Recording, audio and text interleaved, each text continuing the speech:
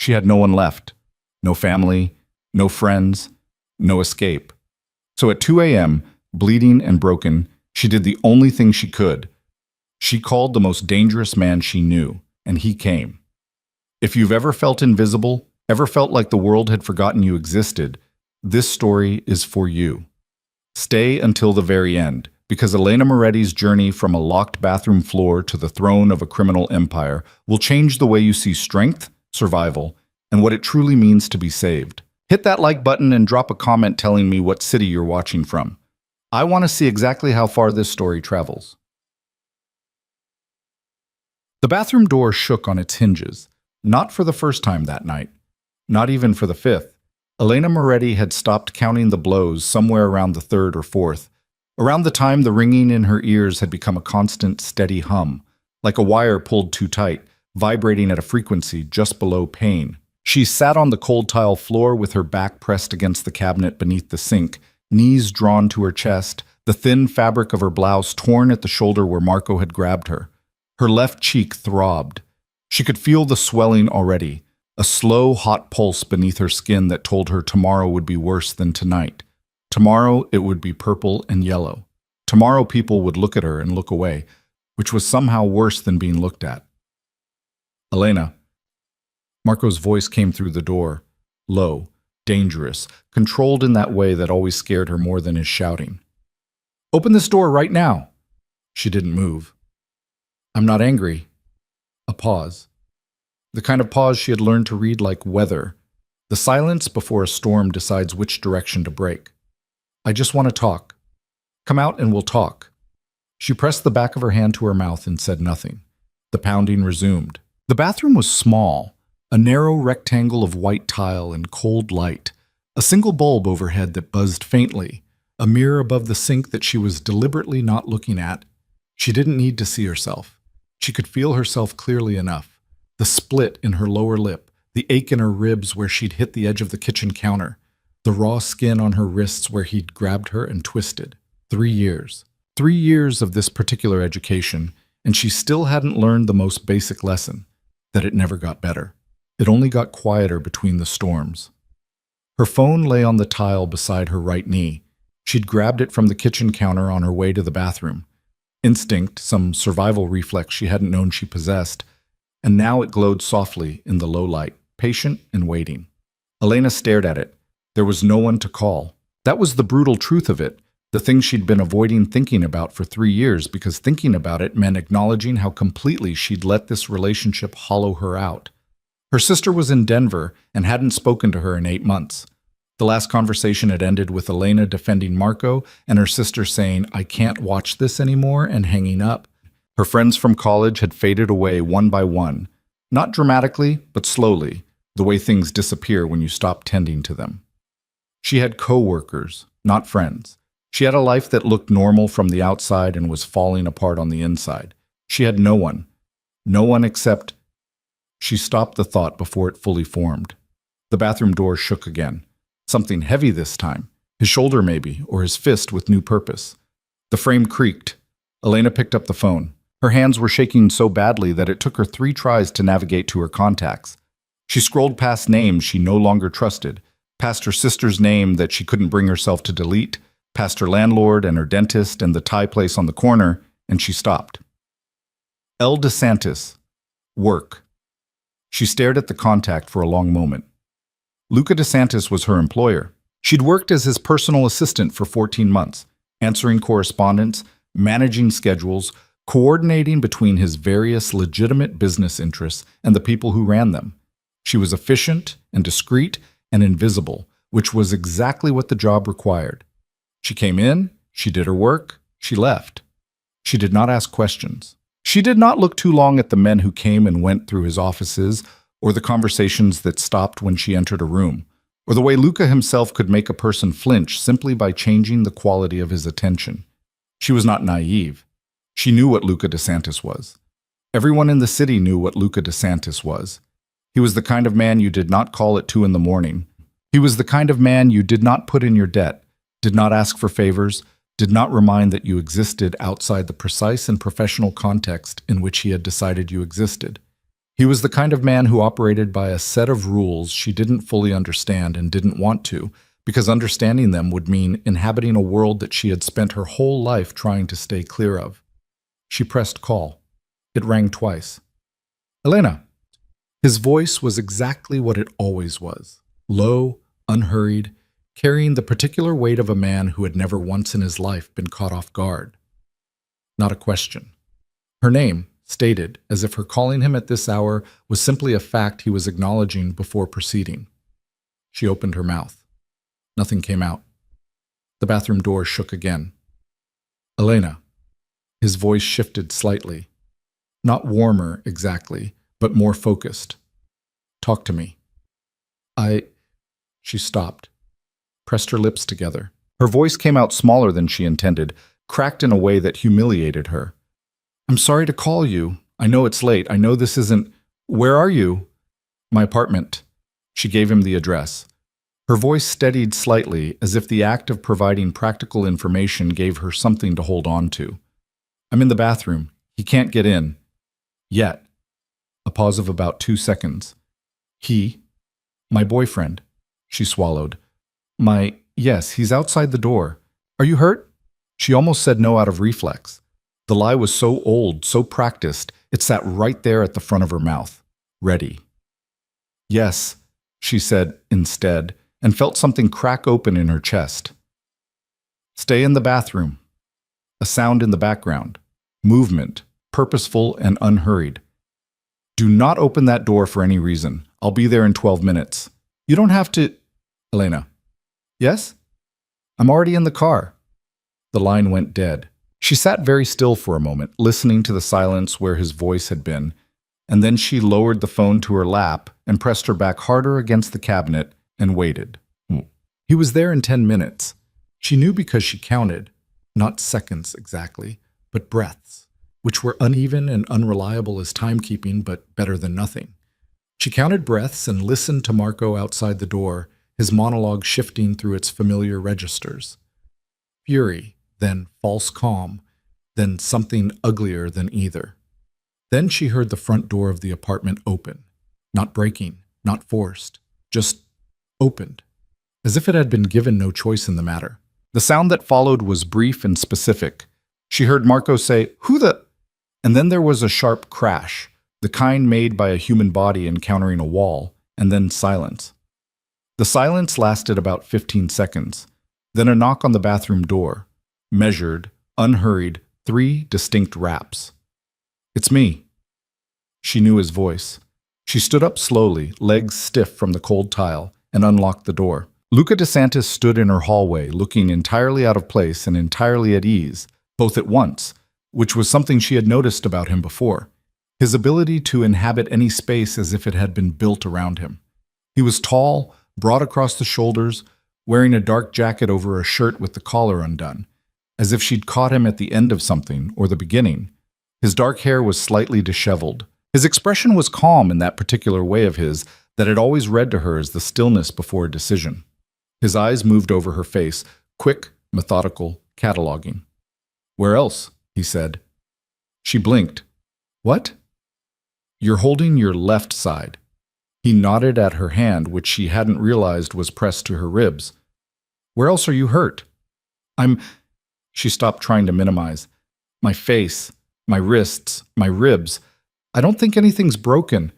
He nodded once, as if filing this information. "Can you walk?" "Yes." "Then let's go." She stepped into the hallway. Marco was slumped against the far wall of the living room, conscious, a hand pressed to his face. One of Luca's men, she hadn't even noticed him, which said something, stood nearby with the particular quality of stillness that meant he was ready for anything. Marco looked up at her, then he looked at Luca. Then he looked back at her, and something in his expression shifted from anger to something closer to calculation. The specific, ugly recalibration of a man who has just realized he has miscalculated badly. "Elena," he started. "Don't."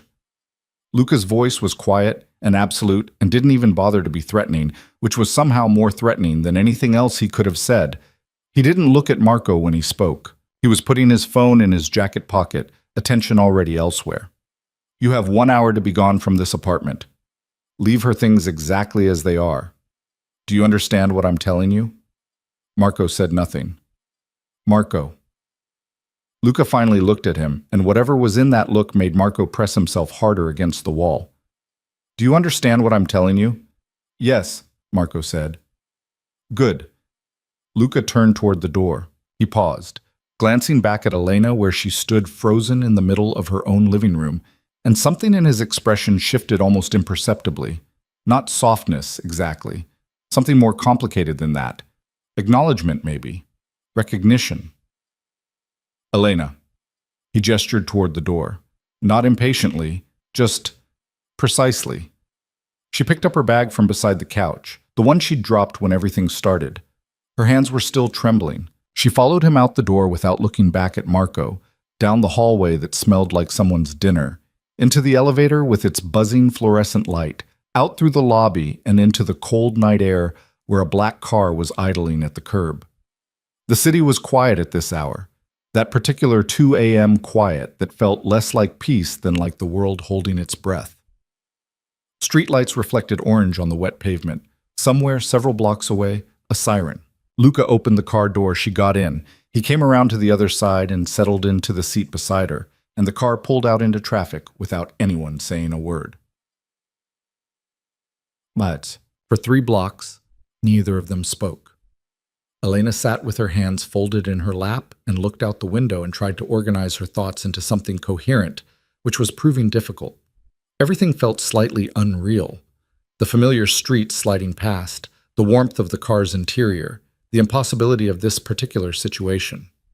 She was sitting in Luca DeSantis's car at 2 in the morning, having just called him out of her apartment, a man who had been beating her. The sheer surreal weight of it kept pressing against her ability to process. You didn't have to come, she said finally. It wasn't what she meant to say. Or maybe it was.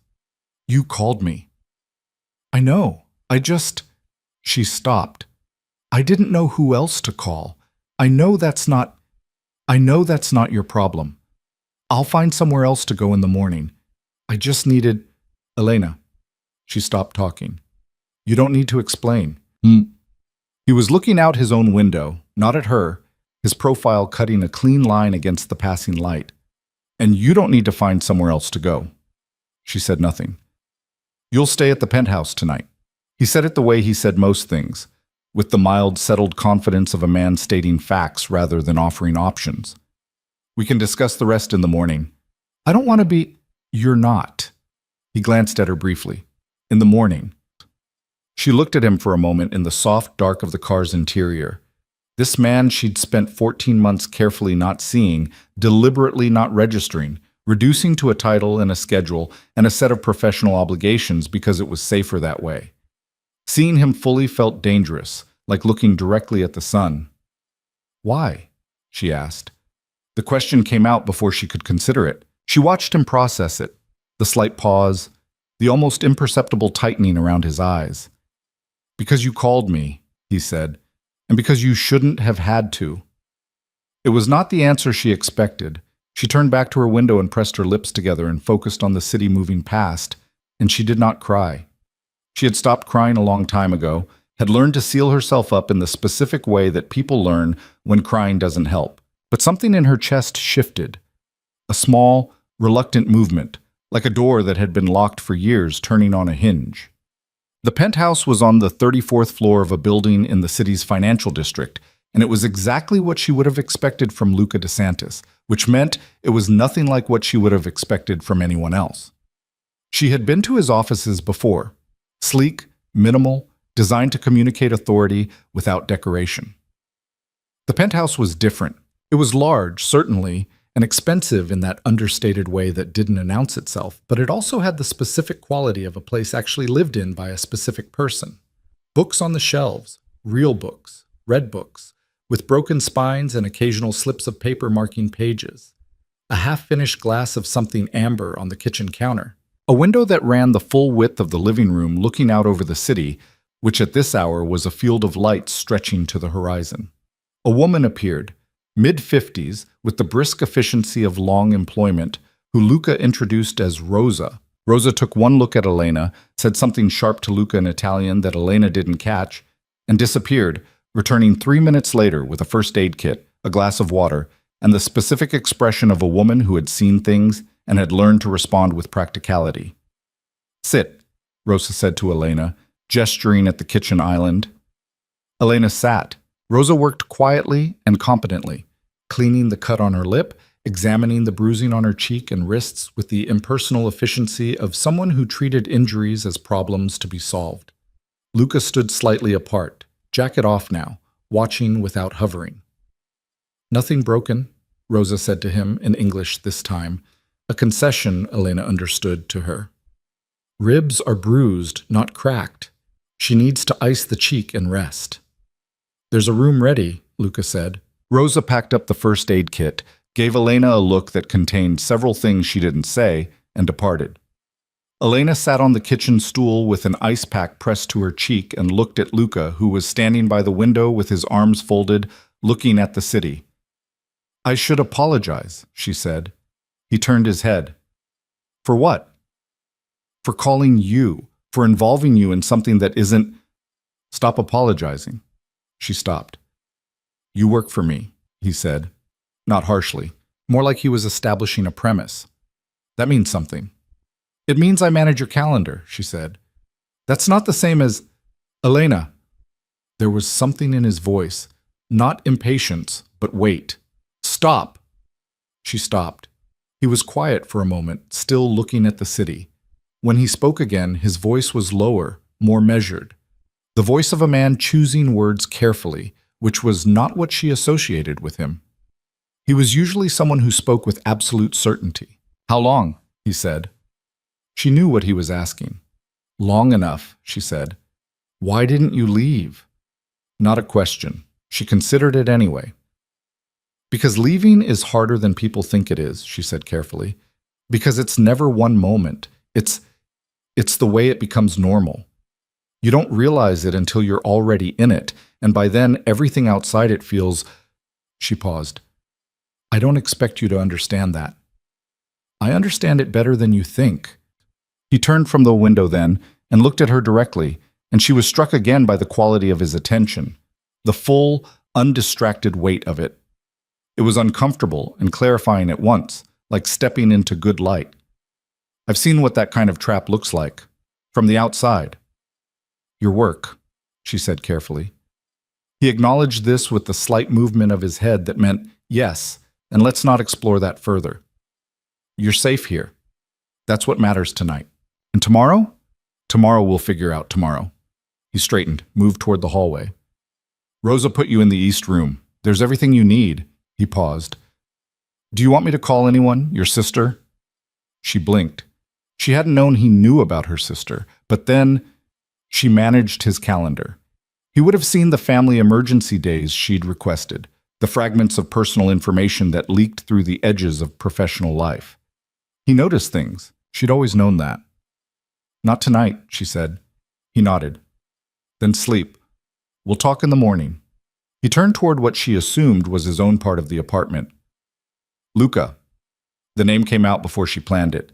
She'd been calling him Mr. DeSantis for 14 months, and the informality felt like stepping off a curb. He stopped, turned slightly. "Thank you," she said. "I know what I asked you to do tonight. I know the kind of man—" She stopped, tried again. "I know what you are, and you came anyway." He was quiet for a moment. Whatever moved across his face in that moment was too quick and too layered for her to read. "Get some sleep, Elena," he said. She did.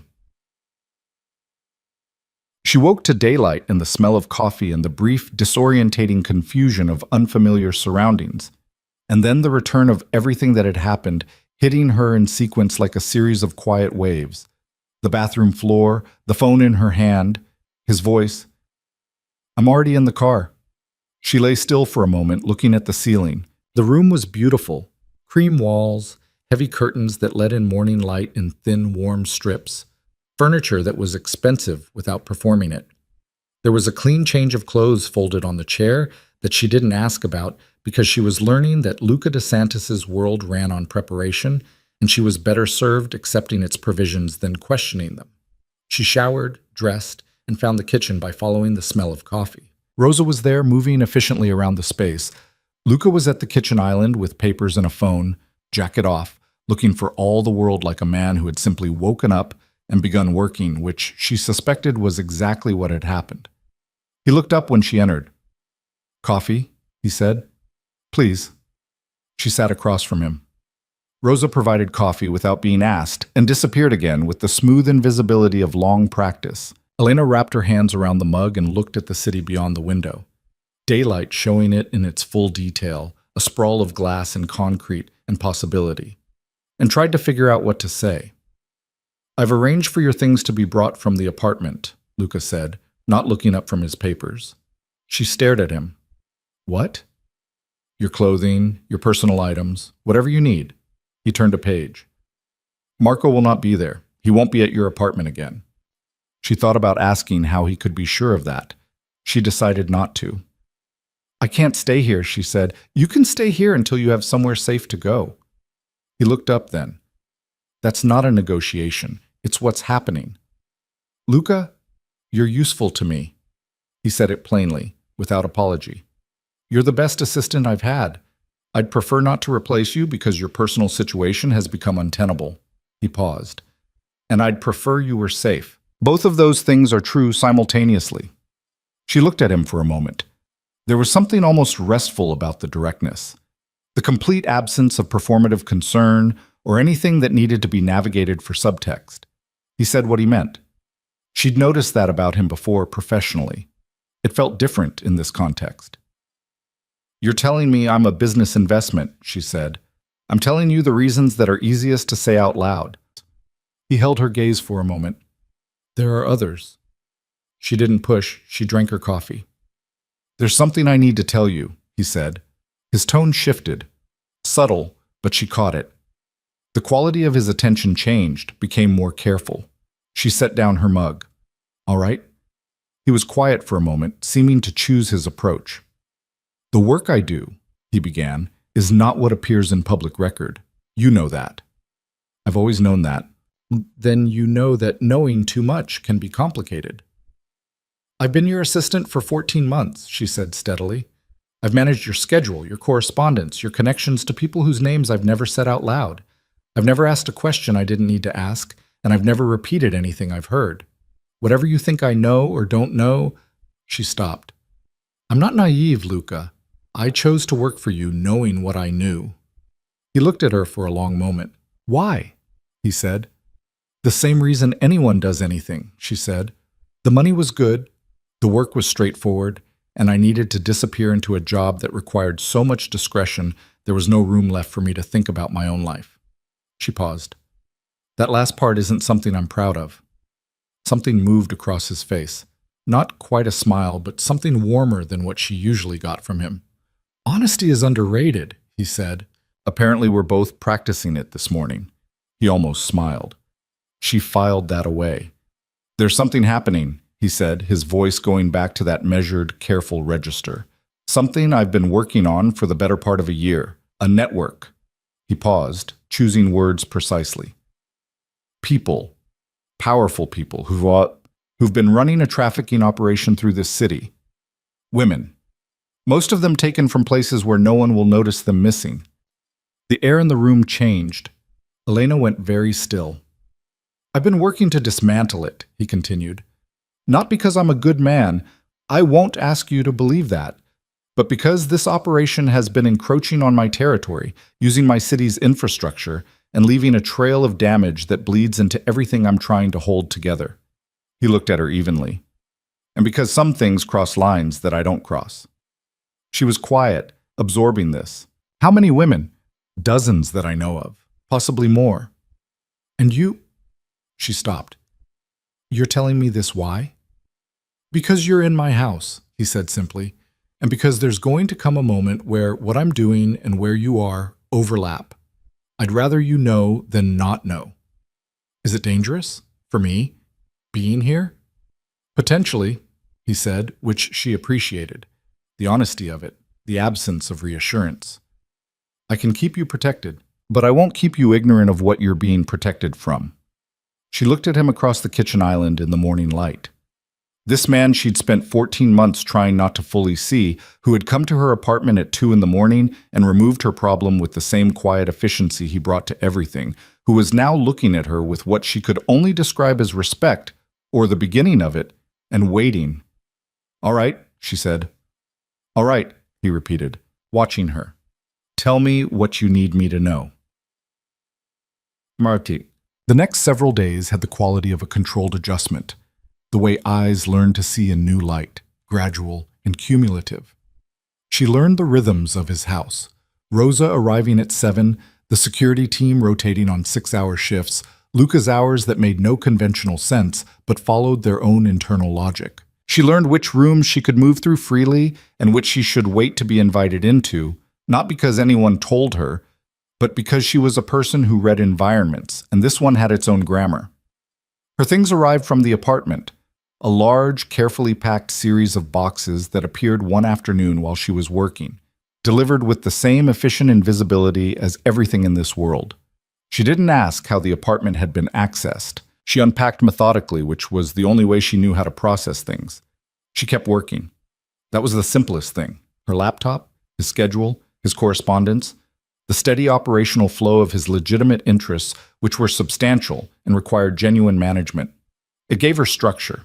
It gave her something to be in relation to him that wasn't whatever this other thing was. This strange mutual gravity they were both, she suspected, carefully not acknowledging. On the 4th day, he found her in the library, a room she'd discovered somewhat accidentally and had been drawn back to, because the books were genuinely interesting, and because it smelled like paper and silence. She was sitting in the window seat reading something she'd pulled from the shelf, one knee up, barefoot on the cushion. He stopped in the doorway. "Sorry," she said, starting to get up. "Stay." He came into the room and went to the desk in the corner, apparently looking for something. "What are you reading?" She tilted the cover so he could see. He looked surprised for just a fraction of a second. "Kapuscinski. You have good taste." "My father's books, mostly." He found what he was looking for, a folder, and straightened. He didn't leave immediately. Looked at her in the window with that full attention quality again. "How are you sleeping?" "Better than I was," she said honestly. "The bruising?" "Almost gone." He nodded, turned to go. Then, "There's a meeting tomorrow evening. I want you to be there." She looked up. "What kind of meeting?" "The kind where your being present is useful to me in a way that I'll explain tonight." He paused. "I'm not asking you to do anything dangerous. I'm asking you to be in a room and remember what you hear." She held his gaze. "That's what I do." "Yes," he said. "That's exactly what you do." He left her with the book and the afternoon light and the slow, unsteady recognition that the call she'd made 4 days ago hadn't just moved her from one place to another. It had moved her from one version of herself to another. She wasn't sure yet what the new version looked like. She was beginning to think she wanted to find out. The city stretched away below the penthouse windows that night, every light a life she'd never know, every street a story she'd never hear. Elena stood at the glass and looked at it, really looked at it, in a way she hadn't done in years. She'd spent so long trying to be small that she'd forgotten that the world was large. Her phone was on the counter behind her. She looked at it for a long moment, then she dialed. 2 rings. "Elena?"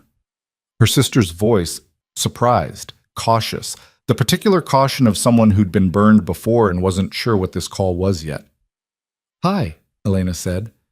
Her voice was steady. She was surprised by how steady it was. "I know it's been a while. I wanted you to know." She stopped, started again. "I'm okay. Things have changed. I'm somewhere safe." She paused. "I'm sorry it took me this long." The silence on the other end was brief. Then, "Elena." Her sister's voice cracked slightly. "Oh, thank God." She stood at the window and talked to her sister for 20 minutes, which was 20 minutes longer than she'd managed in almost a year. And when she hung up, she stood there for a little while longer, looking at the city, feeling something return to her that she hadn't known was gone. Not safety, exactly. Something better than safety. Something that felt, tentatively and improbably, like herself. The meeting was tomorrow. There were things she didn't know yet, and things she was only beginning to understand. The city outside the window held its breath, the way it always did at the edge of something. And inside the penthouse on the 34th floor, Elena Moretti folded her arms and looked at her reflection in the dark glass and barely recognized the woman looking back. She wasn't sure yet whether that was a warning or a promise. Maybe, she thought, it was both. The meeting was held in a private room on the 14th floor of a building that officially housed an import consulting firm and unofficially housed whatever Luca DeSantis needed it to house on any given evening. Elena had been in many of his professional spaces, the main offices on Meridian Street, the conference suite in the Harlow building, the quiet back room of the restaurant on Vesta Avenue where he occasionally met with people whose names never appeared in correspondence. She had a practiced ability to read rooms quickly, to identify the geography of power in any given space, who sat where, who deferred to whom, what the silences meant. It was a skill she'd developed without knowing she was developing it, the way you develop certain muscles simply by moving through the world in a particular way. This room was different. It was smaller than she expected and darker, and the 6 men already seated around the table when she and Luca entered had the specific quality of men who were being extremely careful to appear relaxed. She recognized 2 of them, faces she'd seen in passing through Luca's offices, names she'd typed into schedules without context. The other 4 were strangers, and 3 of those 4 had the practiced blankness of professional danger. The 4th was watching her. He was perhaps 50, heavy-set, with the kind of groomed respectability that expensive suits and careful grooming can produce, the surface impression of a legitimate businessman, if you didn't look at his eyes. His eyes were doing the thing that certain men's eyes do when a woman enters a room. Cataloging, assessing, deciding what category to assign her to. She'd spent her life being placed in the irrelevant category by men like this, which was, she had learned, occasionally useful. "Gentlemen," Luca said, settling into the chair at the head of the table with that unhurried authority she was becoming accustomed to. "Thank you for coming." He didn't introduce Elena. She took the chair slightly behind and to his right.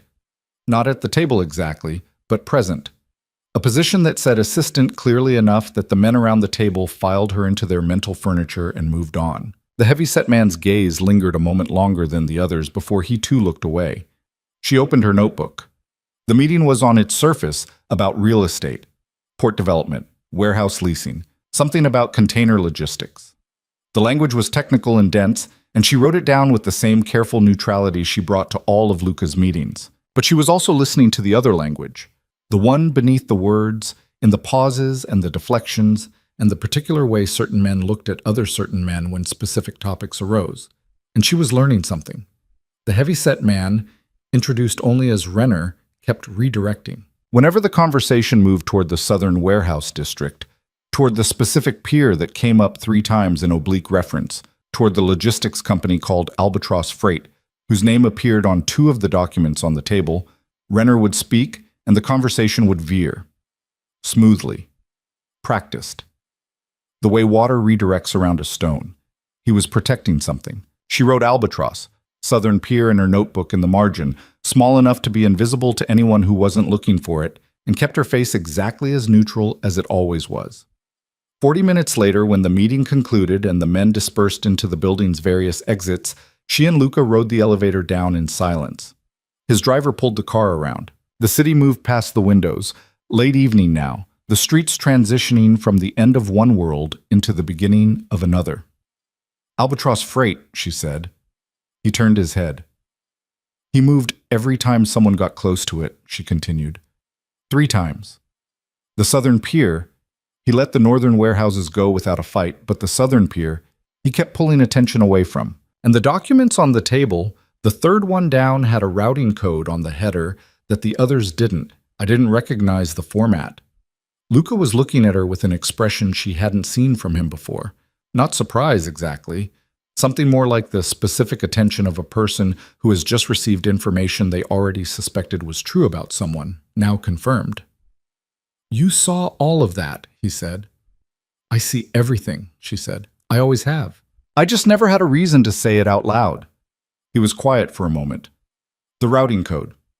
Do you remember it?" She recited it from memory. He took out his phone and typed something, put it away. looked out the window with that particular focused stillness of his, and she understood that something she'd said had connected to something he already knew, had completed a circuit she hadn't seen the full shape of. "You're wasted managing my calendar," he said finally. "Probably," she agreed. Something that was almost amusement moved across his face. He didn't quite smile. She was starting to believe that Luca DeSantis's full smiles were rare enough to be significant, but the quality of the air between them shifted slightly, like a change in pressure before weather. "I need to tell you more," he said, "about what this actually is." "I know. Tomorrow morning. I'll be there." They rode the rest of the way back in the particular silence of two people who have just recalibrated their understanding of each other, and she sat with the feeling, strange, new, something she didn't have immediate language for, of being seen. Not the way Marco had seen her, as territory to be controlled, defined, diminished. Something else. The way a person sees another person when they stop performing and start paying attention. She looked out her own window at the passing city and thought about the name she'd written in the margin of her notebook and felt the first faint stirring of something she hadn't felt in a long time. Purpose. The next morning, Luca told her everything. They sat at the kitchen island with coffee and the city bright and distant behind him, and he laid it out with the same precision he brought to all things, methodical, honest, without drama. An organization called the Meridian Syndicate had been operating a trafficking network through the city's port infrastructure for the better part of 3 years. Women, mostly young, mostly from places where their disappearances created minimal institutional response. Recruited under fraudulent employment contracts, moved through a system of safe houses and transit points, processed through shell companies whose paper trail was sophisticated enough to deflect casual investigation. "Renner," she said. "He's a logistics coordinator. Middle management." There was something in Luca's voice, a measured contempt, carefully contained. "The people above him are better insulated. That's what we've been working to get to. The routing infrastructure, the way the network moves its cargo." He used the word cargo the way some people use certain words when they can't stomach saying the real one. "It all runs through a central hub. We know it's in the southern port district. We haven't been able to confirm the specific location." "Albatross Freight," Elena said. "That's the shell we've been watching. But there are 3 warehouses associated with that company's logistics chain. We need to know which one is active." He looked at her. "What Renner was protecting last night. That tells us something. But not enough." She turned her coffee mug in her hands, thinking. "He'll be at the Delancey event on Thursday," she said. "It's in your calendar. The Harlow Foundation dinner. He's on the attendee list. I added his name 2 weeks ago." Luca went still in the specific way he went still when information aligned with something important. "He's attending? +1. She paused. "He's been to 3 Harlow Foundation events in the past 8 months. I noticed because his name kept appearing in your secondary correspondence. Not addressed to you, but adjacent to you. Organizations you both support. Events you both attend." She met his gaze. "He's been trying to get closer to you for months. He wants something from you." "He wants protection," Luca said, and there was something dark and flat in his voice. "He's worried his insulation is thinning. He wants to move under my umbrella. Which means he might talk. If he believed it was safe." He looked at her steadily. "If he believed he was talking to someone who already knew enough that telling them the rest wasn't a risk." She understood what he was asking before he said it. "At the dinner," she said slowly. "If I were there, not as your assistant. As someone I brought personally." His tone was careful, precise. "Someone he'd read as significant, someone worth impressing, someone he might say something to that he wouldn't say to me." She held his gaze. "You're asking me to work a room." "I'm asking you to do what you already do," he said. "Pay attention. Be present. Let him believe you're someone he should talk to." He paused. "I'm not asking you to put yourself in danger. You'll be in a room full of people. I'll be there. If at any point, I'll do it," she said. He looked at her. "You don't have to decide right now." "I know." She set down her mug. "I've already decided." Something passed through his expression again. That layered, too quick thing she was learning to watch for. The place where his control was most precise was also, she was realizing, the place where he was most carefully containing something else. "There are things you'd need to know," he said, about how these people read situations, about what to say and what not to say, and how to read what's actually being communicated. Then teach me, she said. We have 3 days. He taught her. It was unlike any professional development she'd ever undergone, not because the content was strange, though it was, but because of the quality of attention he brought to it. They worked in the evenings, after the ordinary business of the day was done, in the library where she'd been reading when he first suggested the meeting. He taught her how to read a conversation at 2 levels simultaneously, how to create the impression of knowing more than you were saying, how to let silence do work, how to recognize the moment when someone was deciding whether to trust you, and how to hold yourself in that moment. She was a fast student. She'd always been a fast student. It was one of the things that had made her useful to him professionally. This ability to absorb information quickly and apply it without visible effort. But she was also discovering that some of what he was teaching her was less new than it felt. She'd been reading rooms and managing silences and calibrating her presentation for years. Out of necessity, out of survival, in the specific intensive schooling of living with someone who hurt you and required constant navigation. The tools were the same. The application was simply different. She said this to him on the second evening without planning to.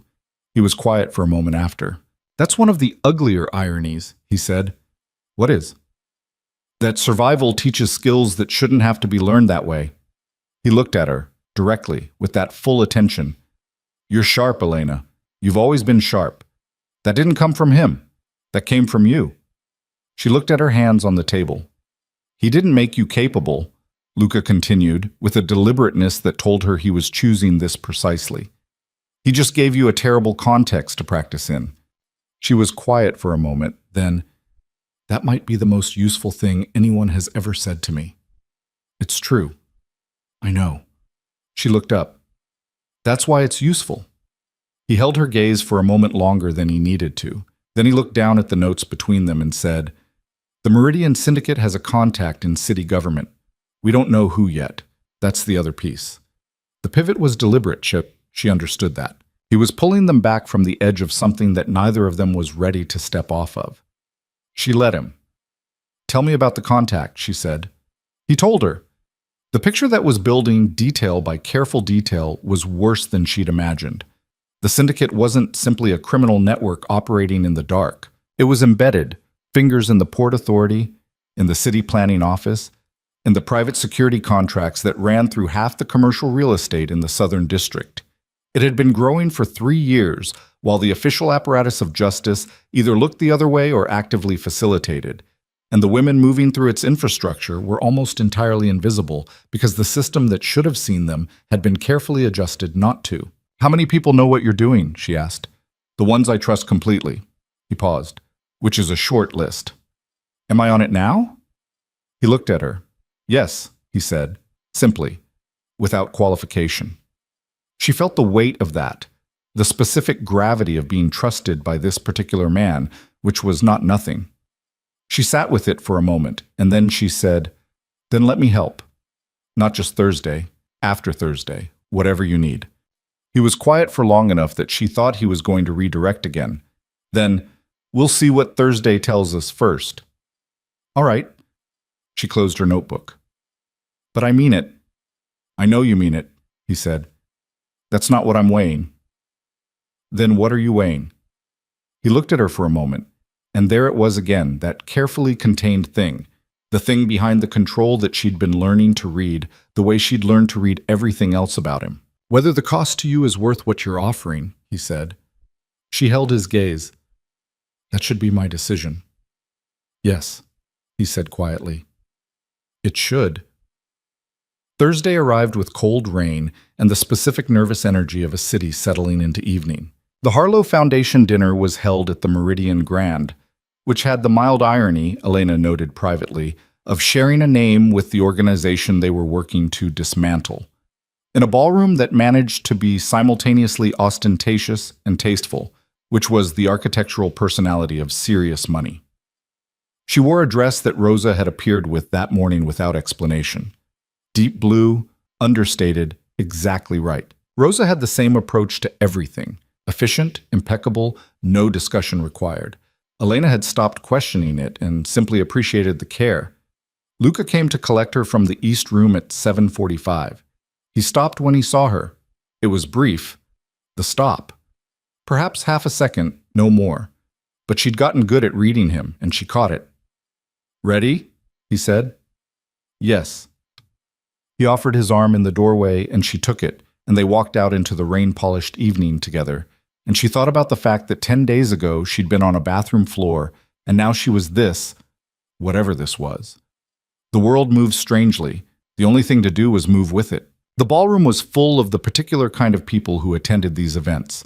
Money and ambition in equal proportion. The occasional genuine philanthropist, the professional socialites, the politicians who needed to be seen supporting good causes, the businessmen who needed to be seen alongside politicians. Elena had attended events like this before, peripherally, in her professional capacity. Being in them rather than beside them felt like stepping from the wings onto a stage. She kept Luca's pace. She smiled at the right moments and listened more than she spoke, and she found Renner within 4 minutes of their entrance, heavy set and groomed, holding a glass of something red, already watching Luca from across the room with the particular hunger of someone who wants something and is calculating approach angles. 3 o'clock, she said quietly, leaning slightly toward Luca. I see him. He's going to come to you within the next 20 minutes, she said. He's been working up to it. He'll want a moment, something one-on-one. Don't give him one. She felt Luca's slight pause, the same way she felt when she'd said something that recalibrated him slightly. Why not? Because he'll perform for you, she said. He'll give you what he thinks you want. Let him perform for me instead. He doesn't know how to calibrate for me. I'm new information. People say more to new information. Another pause. All right, he said. And then after a moment, you're good at this. You taught me. I gave you vocabulary, he said. The instinct is yours. She moved through the evening with the careful purposefulness of someone who knows exactly how much work they're doing while appearing to do none. She let Renner find her at the bar during a moment when Luca was engaged with someone else. Let him mistake her solitude for opportunity. Let him introduce himself with that practiced social warmth that she'd learned to read as a performance of safety. They talked about the foundation, about the city, about real estate, because men like Renner always eventually got to real estate. She asked careful questions that let him be smart. People always said more when they were being given the chance to demonstrate intelligence, and she listened to what he didn't say as carefully as what he did. He was afraid. Underneath the grooming and the performance and the red wine and the careful positioning, the man was genuinely afraid. Not of Luca exactly, of something adjacent to Luca, something that was moving in his direction and couldn't be stopped by the kind of cover he currently had. The port development project must be complicated, she said, at a moment that felt natural, watching his face. With all the regulatory restructuring this year. Something moved behind his eyes, just for a moment. It has its complications, he said carefully. The Southern District especially, she said, and watched him go very still. The infrastructure there is older, harder to work with. He looked at her for a moment, reassessing. She could see it happening in real time, running a quick calculation about who she was and what she knew and what it might mean. You follow port development? He said. I follow things that matter to people I care about, she said simply. She let that sit. He made a decision she could see him making. There's a lot of transition happening in that area, he said carefully, like a man testing the weight of ice. The Albatross contracts in particular. There's been some instability, operational restructuring. I've heard something about that, she said, not eagerly, just acknowledging. Pier 7, he said. And then, as if immediately aware of having said it, he took a long sip of his wine and shifted slightly and said something about the Foundation's new initiatives, and she let him redirect because she had what she came for. She found Luca near the end of the evening, in the 15-minute window before the formal program concluded, and she moved to his side with the natural ease of someone returning to where they belonged. Pier 7, she said quietly. That's the active hub. His expression didn't change. You're certain? He told me himself, obliquely but deliberately. He was testing to see how much I knew. She glanced toward Renner across the room. He's looking for a way out, Luca. He's not loyal to the syndicate. He's scared of it. If you offered him a ladder, he'd climb. Luca was quiet for a moment. You got all of that from one conversation. I told you, she said. I see everything. He looked at her in the soft ballroom light, and this time the thing he was containing was closer to the surface, visible in the particular quality of his attention, in the slight shift of his expression that she was learning to read the way she'd learned to read all of him. We need to move on Pier 7 before the syndicate realizes we know, he said. I'll have my team run the perimeter this week. We'll need... He paused. It's going to be more complicated than a surveillance operation. I know, she said. Elena, I know what you're doing, she said quietly. I know what it might require. She met his gaze steadily. I'm not asking to be protected from it. I'm asking to be part of it. He looked at her for a long moment, that full, careful, weighing attention. Then starting tomorrow, he said, you need to learn some other things. She raised an eyebrow. What things? How to defend yourself, he said. Properly. Not the way you've been surviving, the way you've been enduring. There's a difference. He paused. And how to move through certain kinds of spaces. How to stay calm when things change fast. She thought about the bathroom floor, about the way she'd sat there counting breaths, entirely passive, waiting to be rescued. She thought about how she felt standing in this ballroom right now. Different, not rescued. Something else. Something that felt like it had been assembled from pieces she'd always had and had never been given permission to use. All right, she said. He nodded, and then, so briefly that she almost missed it. You did well tonight. We did well, she said, and this time he smiled.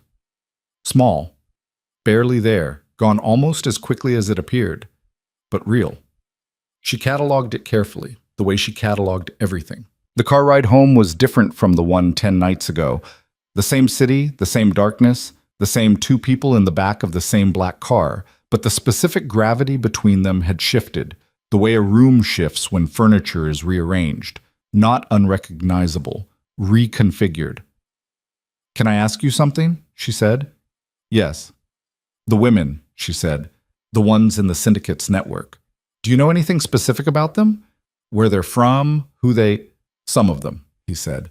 His voice was carefully level in a way that told her the question had landed somewhere it mattered.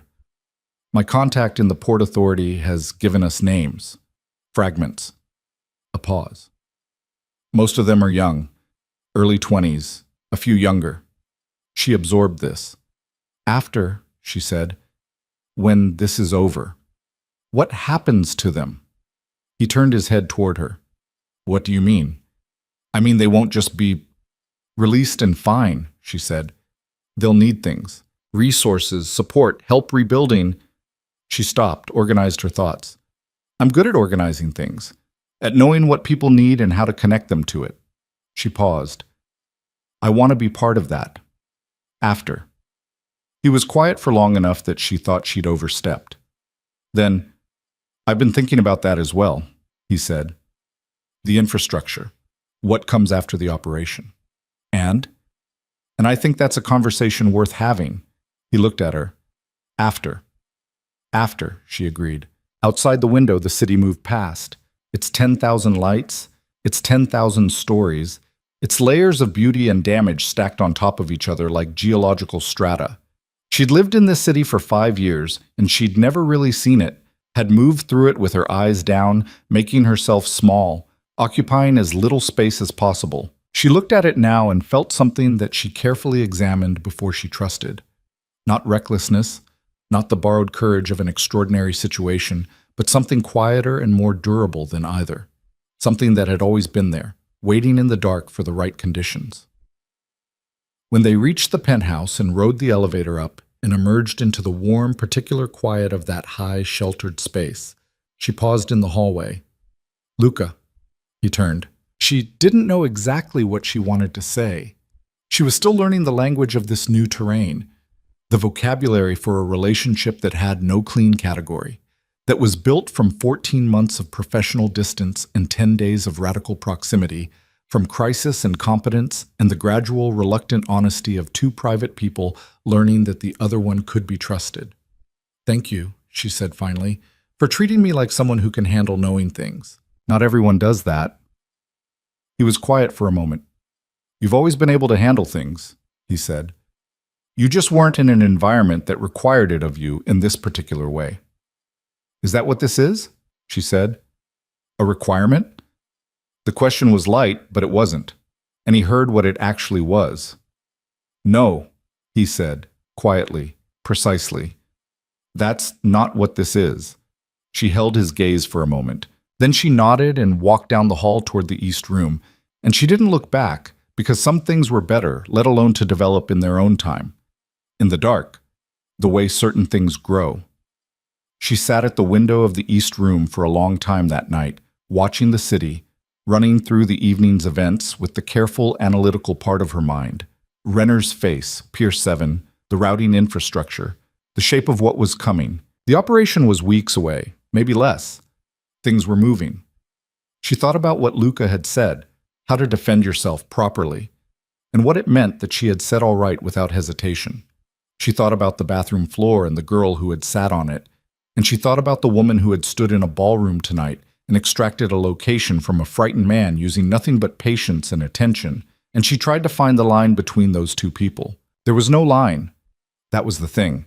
It was the same person, the same stubborn, perceptive, fiercely private core, just occupying more of itself, just taking up the space it had always been entitled to. She pressed her forehead against the cool glass of the window and looked at the city spread out below, and she felt herself settle into something. Not comfort, not safety, not yet, but the particular resolve of a person who has decided to stop asking permission to become who they actually are. Below, the city breathed in the dark. Above it, on the 34th floor, Elena Moretti closed her eyes and felt, for the first time in years, entirely awake. The training began the morning after the Harlow dinner, before the city had fully decided to wake up. She found Luca already in the building's lower level, a space she hadn't known existed, accessible through a door off the parking structure that required a specific keycard she found on the kitchen counter with her coffee that morning. No note, no explanation.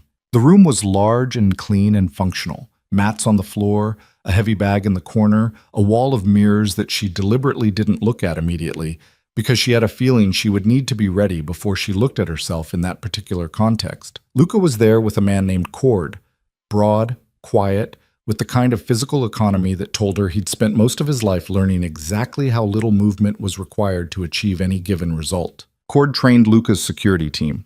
He looked at Elena when she came in with the specific neutral assessment of someone who has been told to do a job and is determining what that job actually entails. "What do you know?" Cord asked her. "Nothing useful," she said.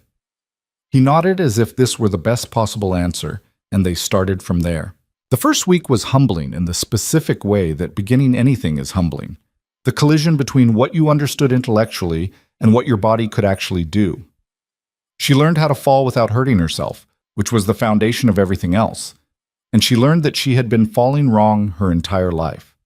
She learned basic positioning, how to use weight and angle rather than strength, how to create distance when distance was what you needed. Her body was not naturally trained for this, and it told her so loudly every evening when she climbed back to the penthouse with sore shoulders and bruised forearms and a fatigue that went all the way to the bone. But she came back every morning. She came back because of something Cord said at the end of the second session when she'd gotten her footing wrong for the fourth time trying the same movement. The problem isn't your body. The problem is you keep apologizing for your weight. Stop apologizing, use it. She'd stood there for a moment processing that, and then she'd tried it again, and something had clicked. Not just physically, but in some deeper, less nameable way. She was done apologizing for what she occupied. Luca trained alongside her on some mornings, not instructing her, just present, doing his own work in the same space. She was aware of him in the peripheral way she was always aware of him now, a background frequency she'd stopped trying to tune out. Occasionally he'd say something, a correction, an observation, and she'd incorporate it without breaking rhythm, and the strange domesticity of that, two people working in parallel silence toward different ends in the same room, was something she filed away and didn't examine too closely. On the 8th morning, she took Cord off balance for the first time. He recovered in half a second, and they both knew he'd let the opening exist a beat longer than necessary to see if she'd take it. But she'd taken it cleanly, with the right mechanics, and when they reset, he gave her the slight nod that she'd learned was his version of high praise. She glanced toward Luca, who was working with the heavy bag on the far side of the room. He was watching her. He looked away first. She didn't say anything about it, but she noticed. The days surrounding the training had their own texture, the ordinary machinery of Luca's business world continuing to turn, her role in it evolving without either of them formally acknowledging that it had. She was still managing his schedule, still handling his correspondence, but she was also in rooms she hadn't been in before, hearing conversations that weren't filtered for her consumption, sitting at tables where the language was direct and sometimes brutal, and where nobody paused to ask if she was all right with that. She was all right with that, more than all right. She was learning the architecture of his empire, not just its official face, but its actual structure, the load-bearing walls and the pressure points, and the places where stress accumulated. She learned which of his lieutenants were loyal out of genuine belief and which out of calculation, which could be trusted in a crisis and which would optimize for their own survival the moment things got complicated. She learned to read the city the way he read it, not as streets and neighborhoods, but as systems, as flows of power and money and leverage, as a living organism that required constant tending. It was on the 11th day after the Harlow dinner that everything began to move. She was in the library. It had become her room within the penthouse, the place she defaulted to when thinking needed doing. When Luca came in at nearly midnight with a specific look on his face that she'd only seen twice before, and both times it had preceded action. "We have a timeline," he said. She closed the book. "Tell me." He sat across from her, leaning forward with his forearms on his knees, and he spoke with the compressed precision of a man who had just processed a great deal of information and distilled it to its essentials. The surveillance of Pier 7 had confirmed it as the active hub. The syndicate was moving a significant number of women through it within the next 72 hours, a large transfer, bigger than their usual operational cadence, which suggested either a schedule change or a response to pressure from somewhere in the network's chain. "Renner," she said. Luca looked at her. "He talked to me at the dinner," she said. "If the syndicate has any kind of internal security monitoring, if anyone reported back that he'd spoken to someone connected to you, but we thought of that," Luca said. "That's part of why the timeline has compressed. We need to move before they move the operation somewhere else." He paused. "There's also something else." He reached into the folder he'd brought with him and placed a photograph on the table between them. A man, 50s, distinguished looking, the kind of face that appeared on civic committee websites and charity galas, and the kind of reassuring business profiles that made people feel safe. "Alderman Victor Crane," Luca said. "City Planning Office. He's the government contact. We confirmed it 6 hours ago." She looked at the photograph. Crane had been to 2 Harlow Foundation events that she could recall seeing in the correspondence files. His name had appeared in Luca's professional adjacency 3 or 4 times without ever resolving into anything specific. She thought about what it meant, not just for the operation, but for the city, for all the decisions this man had made or facilitated or quietly allowed. The rage that moved through her was clean and cold, not hot. "He has to be taken down along with the network," she said. "Not just exposed, taken down." "That's the plan." Luca held her gaze. "Elena, I need to talk to you about the operation itself, what it will look like." She met his gaze. "Tell me," he told her. The raid on Pier 7 would involve 12 of his men, a team he trusted absolutely, trained for exactly this kind of operation. The approach would be from 2 sides, coordinated with a 30-second window for simultaneous entry. There would be resistance. The syndicate kept armed guards at the active hubs, men who understood that their job was to create enough delay for the women to be moved or for evidence to be destroyed. The objective was speed and overwhelming force. "Where do I fit in this?" she asked. He was quiet for a moment. "You don't," he said. "That's what I want to talk to you about. This isn't Luca. The same as working a room at a Foundation dinner. This is a different kind of Luca." She said it steadily, without force, the way she'd learned to say things when she needed them to land. He stopped. "We talked about this. You said after the dinner that you'd consider I said we'd talk about what you could contribute," he said. "I didn't say I'd put you in the middle of an armed operation." You're not putting me anywhere, she said. I'm choosing to be part of it. He looked at her for a long moment, that weighing look, that full, careful attention, and she could see him running the internal calculation, the one he ran every time she pushed at a boundary he'd established for her benefit. She could see him looking for the argument that would work, and not finding it, because he had spent the last 11 days watching her, and he knew who she was now. There's a secondary position, he said finally, with the specific resignation of a man who knows he's already lost the argument but needs to, at minimum, reframe the terms. Not on the entry team. At the perimeter, there's a control point where we coordinate communications and manage any personnel coming out of the compound. It requires someone who can stay calm, process information quickly, and make decisions under pressure. He paused. Someone I trust. She held his gaze. That's me. If anything moves wrong, you pull back. Immediately. No heroics. I'm not interested in heroics, she said. I'm interested in being useful. He nodded once, with the particular quality of a concession that's been made completely. Then, get some sleep. We move in 48 hours. She did not sleep particularly well, but she slept. The 48 hours between that conversation and the operation had a compressed, hyper-real quality, the way time moves when something significant is approaching. She ran through what she knew, what she'd been taught, what she understood about the syndicate structure, and the layout of Pier 7 as Luca's team had mapped it. She ate carefully, slept when she could, trained with Cord for an extra session that he ran at a higher intensity than usual without either of them discussing why. On the last evening before the operation, she found Luca on the penthouse terrace, a space she rarely used because the height unsettled her, but she'd been learning to be unsettled without retreating. He was standing at the railing looking at the city with the quality of someone running through something in their mind. She stood beside him. For a while, neither of them said anything. There's something I want to ask you, she said. Ask. After tomorrow, whatever happens, the women who come out of that building, she paused. I want to be there, not just for the operation, for what comes next. He turned his head toward her. I've been thinking about what resources they'll need, she said. Safe housing, support, documentation for the ones who came in on fraudulent papers, legal assistance, the kind of practical infrastructure that doesn't just help people survive, but actually helps them rebuild. She paused. I know people. I can make things happen. I'm good at making things happen. I know you are, he said quietly. Then let me. He was quiet for a moment, looking back at the city. I've been in contact with an organization that does exactly that kind of work, he said. Women's advocacy, legal support, transitional housing. I've been funding them quietly for 2 years. He glanced at her.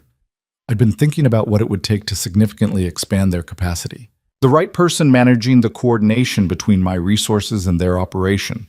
She looked at him. You've been planning this. Not with you in mind specifically, he said. Then, after a brief pause, initially. The honesty of that, the admission contained in initially, landed with the quiet weight of something significant. She stood with it for a moment, feeling the city wind against her face, the height that she was no longer retreating from. Luca. Tomorrow first, he said. Everything else after. She nodded. Tomorrow first. Tomorrow came with cold harbor air and the particular darkness before dawn that smells like salt and diesel and the edge of things. They were at the staging point, a warehouse 2 blocks from the pier, empty and carefully chosen, by 4 a.m. 12 men and Elena, all moving with the quiet purposefulness of a plan being executed by people who had rehearsed it until it lived in their muscles. She was stationed at the perimeter control point, which was a position at the east corner of the compound's outer fence, elevated on a service structure that gave sight lines to both entry points and the building's main exits. She had a radio, a clear view, and the instruction that her job was to relay communications and flag anything unexpected. Luca found her there in the 2 minutes before the operation began. He looked at her in the darkness, checking, the way he'd been checking since that first night, with the specific attention of someone tracking a thing they care about. You're steady, he said. It wasn't a question. I'm steady, she confirmed. He held her gaze for a moment. Then, we're going in. He started to move. Luca. He turned. She held his gaze across the dark. Come back. Something moved through his expression. That close-to-surface thing, fully visible for just a moment in the particular darkness and urgency of 4 in the morning on the edge of something dangerous. That's the plan, he said. And then he was moving and the operation was in motion, and she turned to her radio and her sight lines and the work in front of her. She heard the breach before she saw anything. Simultaneous entries, the sounds of doors and resistance, and the brief, violent percussion of a plan meeting reality. She tracked it through the radio chatter, relaying, flagging, processing. She was calm. She hadn't known until this moment, with complete certainty, that she would be. She'd hoped, she'd prepared, but you don't know how you'll hold until the moment arrives and asks. She was calm. The first 10 minutes went according to the plan. Then they didn't. She heard it in the radio, a voice she recognized as Luca's second saying, "South exit, south exit, we have runners." And then she saw them. 3 figures moving fast along the south perimeter fence, headed for the service road that ran behind the compound. 2 of them were syndicate guards. The third was a man in a suit that she'd seen at the Harlow dinner 3 weeks ago, whom she recognized with a cold, precise shock as someone from Alderman Crane's staff. They were going to make the service road. They were going to get to whatever vehicle was waiting there and disappear, and with them went the last link between Crane and the syndicate's operational chain. She was already moving. It was not heroics. She was clear on this as she came down from the service structure and moved along the fence line. She had no intention of confronting 3 men running for their lives. She had a specific tactical objective. The service road gate, which she could see was standing open, and which, if she could reach it before they did, she could close and lock with the exterior bolt. 30 seconds. Maybe 20. She ran. She reached the gate with what she later estimated was approximately 4 seconds to spare. Her hands were completely steady. She registered this with a distant clarity. As she swung the gate and threw the bolt, she stepped back and to the side, to the shadow of the wall, and she pressed her back against the concrete and breathed. The 3 men hit the gate at speed. The guard in front slammed into it, registered that it was locked, wheeled. His eyes found her in the shadow. She recognized him a half-second before he moved. One of the syndicate's operational people, someone she'd seen in a photograph in Luca's files. His expression when he saw her was a specific kind of contempt. A woman, alone, at a fence. A problem that required 30 seconds. He crossed the distance between them fast. She did what Cord had taught her, not what she wanted to do, which was freeze, not what instinct screamed, which was run, but what 12 days of deliberate practice had built into her body. She moved into him, not away, taking his momentum off its intended line, using his weight and her angle. It wasn't elegant. It wasn't clean. He was stronger than her, and she felt that clearly. But she got enough of his balance that when he went down hard. And when he tried to recover, she was already clear, and she had enough distance and enough time to be the right amount of dangerous without having to be more. Luca's people reached the gate 45 seconds later. It was not a long 45 seconds, but she was standing when they arrived, back against the wall, entirely herself.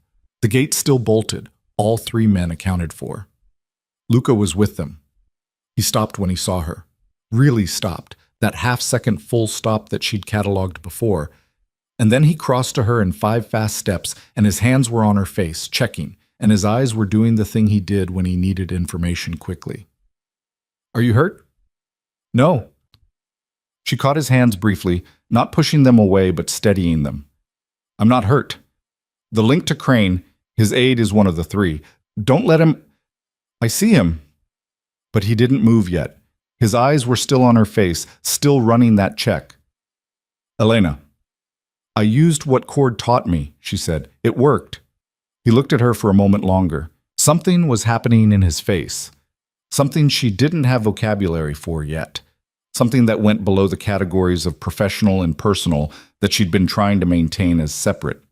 He pulled her into him, brief and total.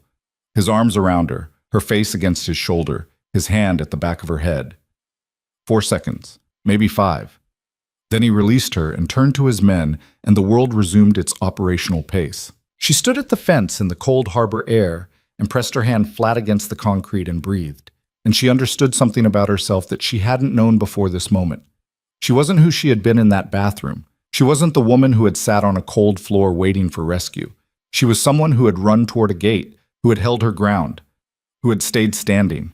She had not been rescued tonight. She had been present. Inside the compound, it was over in another 20 minutes. When Luca's team brought the women out, 31 of them, as it turned out, ranging from late teens to early 30s, some of them barely functional from dehydration and fear, Elena was there at the perimeter with blankets that had been staged for exactly this, with water, with the specific quality of calm presence that says you are safe now more effectively than any words. She spoke to some of them, simple things, immediate things. Some of them didn't speak English, and she worked with what she could, with touch and eye contact and the universal language of a person who means what they say. A young woman, couldn't have been more than 20, dark-haired, terrified in the particular way that goes beyond any single moment, grabbed Elena's hand and didn't let go for 40 minutes. Elena let her hold on. She didn't leave until every woman was accounted for and in transport. Luca found her after, near the water, standing at the edge of the pier looking out at the harbor. The sky was going gray-pink at the horizon, dawn beginning to assert itself, the kind of light that makes the world look new even when it isn't. He stood beside her without touching her, both of them looking at the water. 31, she said. 31, he confirmed. Crane's Aid is talking? Abundantly. His voice carried the specific dry quality of a man who has just watched someone realize the full extent of their miscalculation. Crane will be arrested by noon, the syndicate's financial chain is documented, the rest will fall. She nodded. The harbor moved below them, dark and indifferent and ancient. She thought about the young woman who'd held her hand. She thought about the routing code she'd memorized at a table 3 weeks ago, and the way a single piece of information connects to another piece and another until the structure becomes visible. She thought about a bathroom floor and a phone and a 2-second pause before a voice said, "I'm already in the car." "The girl in there, the young one who grabbed my hand," she said. "She's going to need—" "We'll make sure she has what she needs," Luca said. "All of them." She turned to look at him. In the early light, without the calibration of the professional context they'd worked in for 14 months, he looked different. Not softer, exactly, more present somehow, like something in him had also shifted in the last few hours. "You're looking at me differently," she said. "Am I?" "Yes." She held his gaze. "Like you're trying to figure out what category I go in now." He was quiet for a moment. "I don't put you in categories," he said. "Everyone puts people in categories." "Not everyone." He turned to face her fully. The harbor light was doing something complicated to his expression. Or maybe it was just that the light was honest, and what she was seeing was what was actually there. Some people resist categorization. They're the only ones worth paying attention to. She looked at him for a moment. "That might be the most honest thing you've ever said to me." "I've been working up to it," he said. And there it was, the dry, unexpected edge of his humor, which she'd encountered only a handful of times and which always caught her slightly off guard because it was so precisely delivered. She felt the laugh before she could decide whether to let it happen, and then she let it happen, and it came out genuine and startled, and she heard him respond, not quite a laugh, but something close, that quiet, almost smile becoming something more open. She looked back at the harbor. The dawn was coming up fast now, gold spreading across the water, the city beginning to stir behind them. Everything felt simultaneously exhausted and entirely awake. "I want to go back and check on the women," she said, "before they're moved. I'll take you. And then I want to sleep for approximately 12 years. "Reasonable," he said. She started to move. He fell into step beside her, and for a moment, just a moment, the back of his hand brushed hers, the brief, deliberate contact of a person who has decided to acknowledge something, and she let it happen, didn't pull away, kept walking at the same pace. The city was waking up. The sky was getting light. 31 women were being moved to safety, and Victor Crane was about to have the worst morning of his life, and the Meridian Syndicate's infrastructure was crumbling under the weight of what a routing code and a foundation dinner and a locked gate had set in motion. She had run toward danger. She had used her body to protect something. She had stood at the fence in the harbor dark and remained herself. She had not been the girl in the bathroom. She had not needed rescue. What she had been, what she was, standing in this cold, gold dawn, with salt air in her lungs, and the man beside her who had answered when she called was something she was still learning the name for. But she was learning it, deliberately, clearly, without apology. She was awake in the world, and the world was awake around her, and that was enough. For now, that was more than enough. Victor Crane was arrested at 11:47 in the morning. Elena watched it happen on the small television in the penthouse kitchen. A news crew had been positioned outside City Hall, either by luck or by someone who'd known to be there. And they caught the moment in full, Crane in his gray suit walking down the front steps of the building, two federal agents converging from either side with the specific purposeful stride of people executing a plan. He stopped. He looked at the agents with the expression of a man who had been telling himself for weeks that this moment wouldn't come. And then the expression shifted into something emptier as the cuffs went on. She set down her coffee mug. Rosa appeared beside her, looked at the screen, made a sound in Italian that required no translation, and went back to what she was doing. Luca was on the phone in the next room. He'd been on the phone since 6 that morning, which was approximately the time she'd finally slept, and she had no idea when or whether he'd slept at all. She could hear the particular tone of his voice through the wall without making out words. Controlled, precise, the slightly clipped quality that meant he was managing multiple moving pieces simultaneously. She looked at the television for another moment. Crane being guided into a dark car, the footage already looping because it was the only footage they had. And then she turned away and thought about the 31 women who were, at this moment, in a transitional facility on the city's west side that Luca's organization had quietly made available overnight. She needed to go there. She'd been thinking about it since before she slept. The logistics of what those women needed, what existed versus what needed to be built, how the resources Luca had described could be translated into actual support structures in real time. She'd been lying in the dark, running frameworks in her head, which was how her mind processed things, which was why she was generally more useful than people expected when they looked at her. She found paper and started writing. She was still writing, 3 pages in, organized by category. Immediate needs, medium-term, structural, when Luca appeared in the kitchen doorway. He looked like a man who had been awake for 20-plus hours and was operating on will alone, though you'd have to know him to read it. His jacket was off, his sleeves rolled to the forearm, his hair doing the slightly disheveled thing it did when he'd been running his hand through it, which he did when he was processing. He looked at the pages spread across the island. "What is this?" "Infrastructure," she said. "The women at the facility, I've been working through what they'll need immediately versus what needs to be built over the next few months. I want to go there today." He crossed to the island and looked at what she'd written. She watched his eyes move across the pages, quickly, taking it in. He was quiet for a moment. "This is thorough," he said. "I've been thinking about it since the pier." "Elena, you slept for 4 hours." "I know. I'll sleep more tonight." She paused. "Can you get me access to the facility?"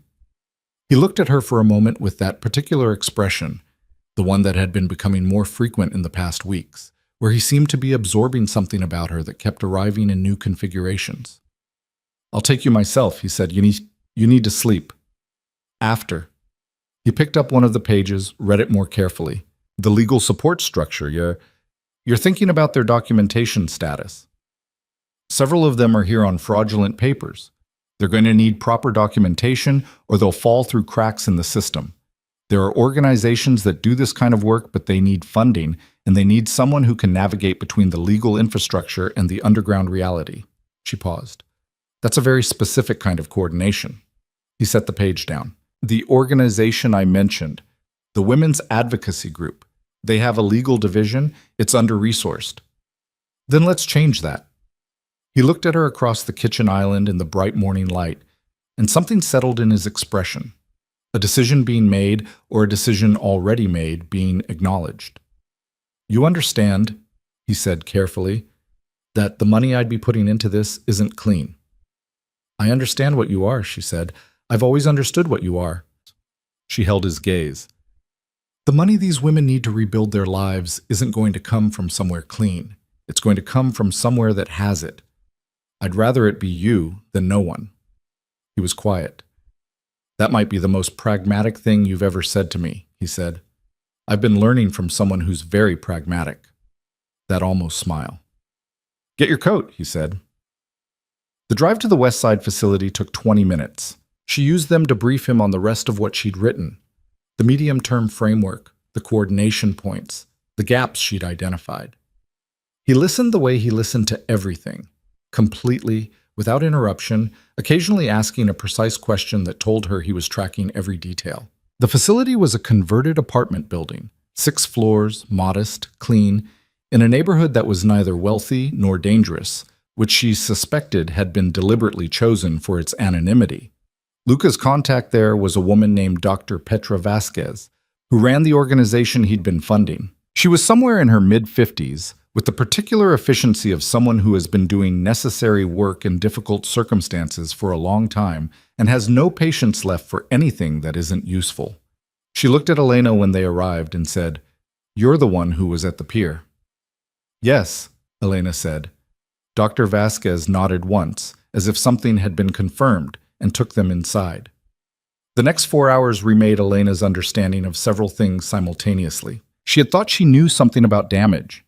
She'd lived with it. She'd survived it. She thought she had a working map of what violence could do to a person. Walking through those corridors, talking to the women there, or sitting with those who couldn't talk yet, or simply being present for those who needed someone to be present, revised that map completely. Not in a way that broke her, but in a way that deepened her, that made certain things that had seemed important before seem very small. The young woman from the pier, the dark-haired one who'd grabbed her hand and held it for 40 minutes, was there. Her name was Sarah. She was 19 from a city 3,000 miles away, and she'd been in the syndicate's network for 4 months. When Elena came into the room she was in, Sarah looked up from the corner where she was sitting and something moved through her expression.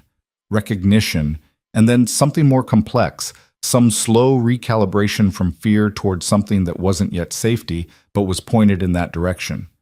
Elena sat on the floor beside her, because that was where Sarah was, and they sat together for a while without speaking. Later, much later, she found Luca in Dr. Vasquez's office, which was barely large enough for a desk and 2 chairs, and the stacked files that took up every available surface. He was standing near the window talking to Vasquez in the low, specific way he talked when he was committing to something. Elena stood in the doorway for a moment and watched. "The legal division needs 4 additional staff," Vasquez was saying. "Not volunteers, people who can commit to this full-time. The documentation backlog alone. I'll fund it," Luca said. "Whatever number you need. Give Elena the specifics." He glanced toward the doorway and she stepped in. "She'll be coordinating the expansion from my end." Vasquez looked at Elena with an expression that was simultaneously assessing and approving. "You have organizational experience?" 14 months managing one of the most complex operational schedules in the city, Elena said. "And I'm personally motivated." Vasquez almost smiled. "Good enough." They left the facility as the afternoon was going gray, both of them quieter than they'd arrived. She sat in the back of the car and looked at her hands and thought about Sarah in the corner of that room and about the 20-year-old version of herself who had done a calculation about safety and arrived at entirely the wrong answer and paid for it for 3 years. She thought about all the women who made those calculations and arrived at wrong answers, not because they were foolish, but because the system around them was constructed to narrow their options until only the wrong answers remained. "I want to be involved in the organization permanently," she said. Luca turned his head. "Not just the expansion, not just the transition from the Pier 7 operation." She met his gaze. "This work, Vasquez's work, the advocacy, the support infrastructure. I want to be part of it, as a real role, not a coordination favor." He held her gaze for a moment. "Elena, you know what your work with me involves, the kind of world we're operating in, the people who know my name and what I do." He paused carefully. "There will be people who'll try to use you because of your connection to me. That's not nothing." "I know. It's dangerous." "I know that too." She didn't break his gaze. "You protected me when I needed protecting. I'm not asking to be protected from this. I'm asking to be trusted to navigate it." He was quiet for a long moment, the city moving past the windows around them. "When I first put you in that position," he said slowly, "as my assistant, I did it because you were exceptional at the work, and because having someone that efficient and that discreet was invaluable." He paused. I told myself it was entirely professional. She held very still. It was mostly professional, he said, with the specific self-awareness of someone who knows the difference. And then things changed. When did they change? She asked. Her voice was steady, but she was aware of her heartbeat. He considered. The fourth morning at the facility, he said, when you got cored off balance. I was watching from across the room. You didn't know you'd gotten the movement right until it happened. I saw the moment you realized it on your face. And you... He stopped. You looked like yourself. The version of you that had been here the whole time waiting to have room. She sat with that. I've been trying to be careful, he said, about the line between what you are to my work and what... He stopped again, which was notable because Luca DeSantis was not a man who stopped. Luca, she said. Yes. I appreciate the carefulness, she said, but I'd appreciate the honesty more. He turned to look at her directly. Outside the car windows, the city passed in its evening transition, lights coming on, the day's purposes giving way to the night's. I'm not good at this, he said. I want to be honest about that. What aren't you good at? Allowing things to matter. A pause. I've built a world that runs on control, on knowing exactly how much weight to put on any given thing, exactly how close to let anyone get. It keeps things functional. He held her gaze. You've been systematically dismantling that for about 3 weeks, and I haven't tried to stop you, which tells me something. She was quiet for a moment. Is that a complaint? No, he said. It's an acknowledgement. The car pulled to a stop in front of the penthouse building. Neither of them moved immediately. We have a lot of work ahead of us, she said. We do. Let's do the work first, she said, and then we can figure out the rest. He looked at her for a moment.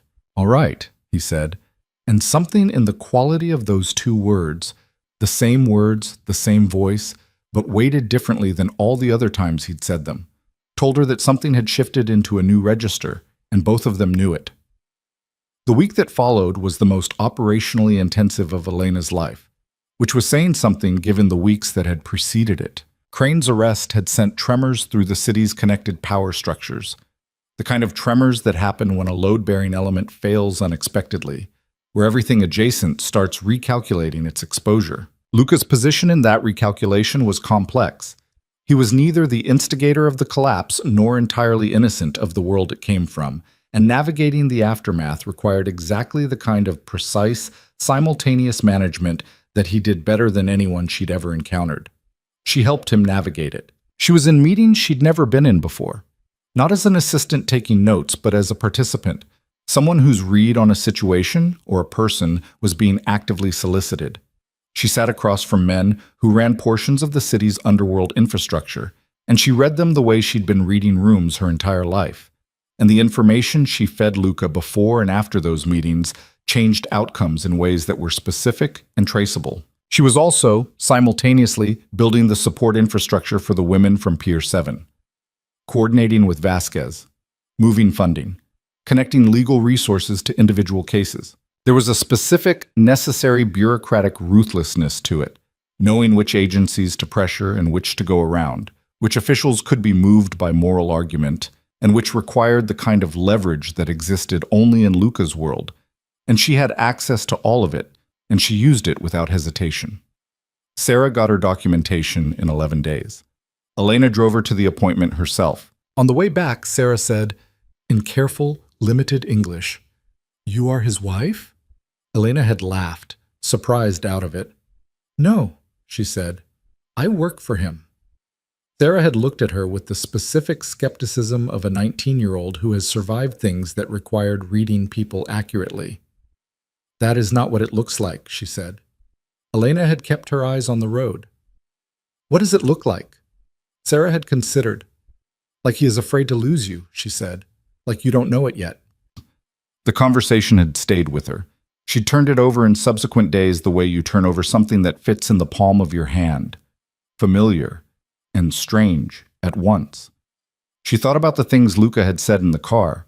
She thought about the way he'd looked at her in the harbor dawn, and the 4-second hold at the pier fence, and the particular quality of his attention that had been different from the beginning, different from the way he looked at anything else in his world. She thought about what she wanted, which was something she'd stopped asking herself a long time ago because the answer had always been either impossible or dangerous.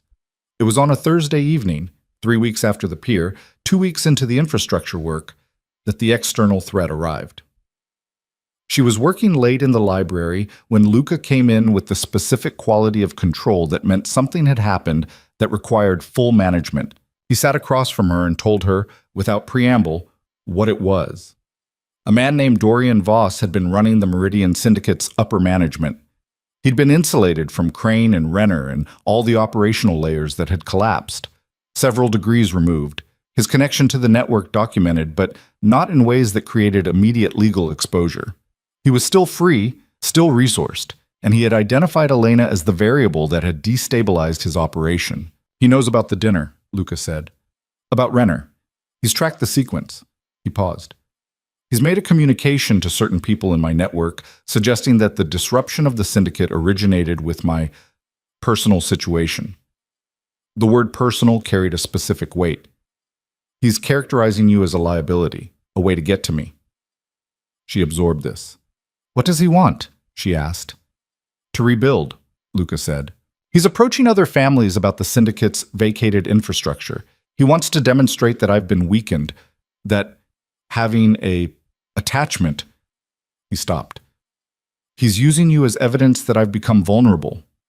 She looked at him steadily. Is that what you think? He held her gaze. No. Then what do you plan to do? What Luca DeSantis planned to do, and did, over the following 4 days, was a masterclass in the specific kind of power she'd been learning to understand. He called a meeting, not a quiet meeting, not a strategic consultation, an explicit, formal gathering of every significant family and organization in the city's power structure that Voss had been approaching. He gathered them in a space that announced itself, the private dining room of the Meridian Grand, which she noted with dry appreciation, and he spoke to them. Elena was there. He told her she didn't have to be. I know, she'd said. I want to be there. She sat at the table in a position that was not assistant behind and to the right. She sat beside him. He'd placed her there, which was its own communication, and she understood that and sat with it without flinching. He spoke for 11 minutes. She'd never heard him speak at length before. She'd heard him in meetings, in the compressed, precise exchanges of men doing business. And this was different. This was Luca DeSantis without the compression, saying what was true with the full weight of who he was. He told the assembled families what Elena had done, not in the self-congratulatory style of a man who wanted credit by association, but specifically, accurately, without decoration. What she'd identified at the initial meeting, what she'd extracted at the Harlow dinner, what she'd done at Pier 7. He laid it out as a factual record, and around the table she watched faces shift from their starting positions toward something more attentive. Then he said, "She is not a vulnerability. She is my partner. And I am saying that plainly and publicly so that there is no ambiguity in any room she walks into from this point forward." He paused, and when he continued, his voice had a quality she hadn't heard before, still controlled, but carrying something underneath it, something with a different kind of force. Dorian Voss is suggesting that caring about someone makes a man weak. I'd like to clarify my position on that. Any action taken against Elena Moretti, by anyone for any reason, will be understood as a declaration of war against everything I have built and everyone who operates under my protection. That is not a threat. It is a statement of fact. The room was quiet. She kept her expression steady and her hands loose on the table, and she looked at each face in the room as it absorbed what had been said. Some of them recalculated quickly. She could see it happening, the rapid internal adjustment of people who understood power and had just received new information about its arrangement. Some of them looked at her directly, with a new quality of attention that was assessment rather than dismissal. She let them look. She met every gaze without moving. When they departed, she and Luca were the last ones at the table. Rosa, who'd been stationed by the door for reasons Elena hadn't asked about, disappeared.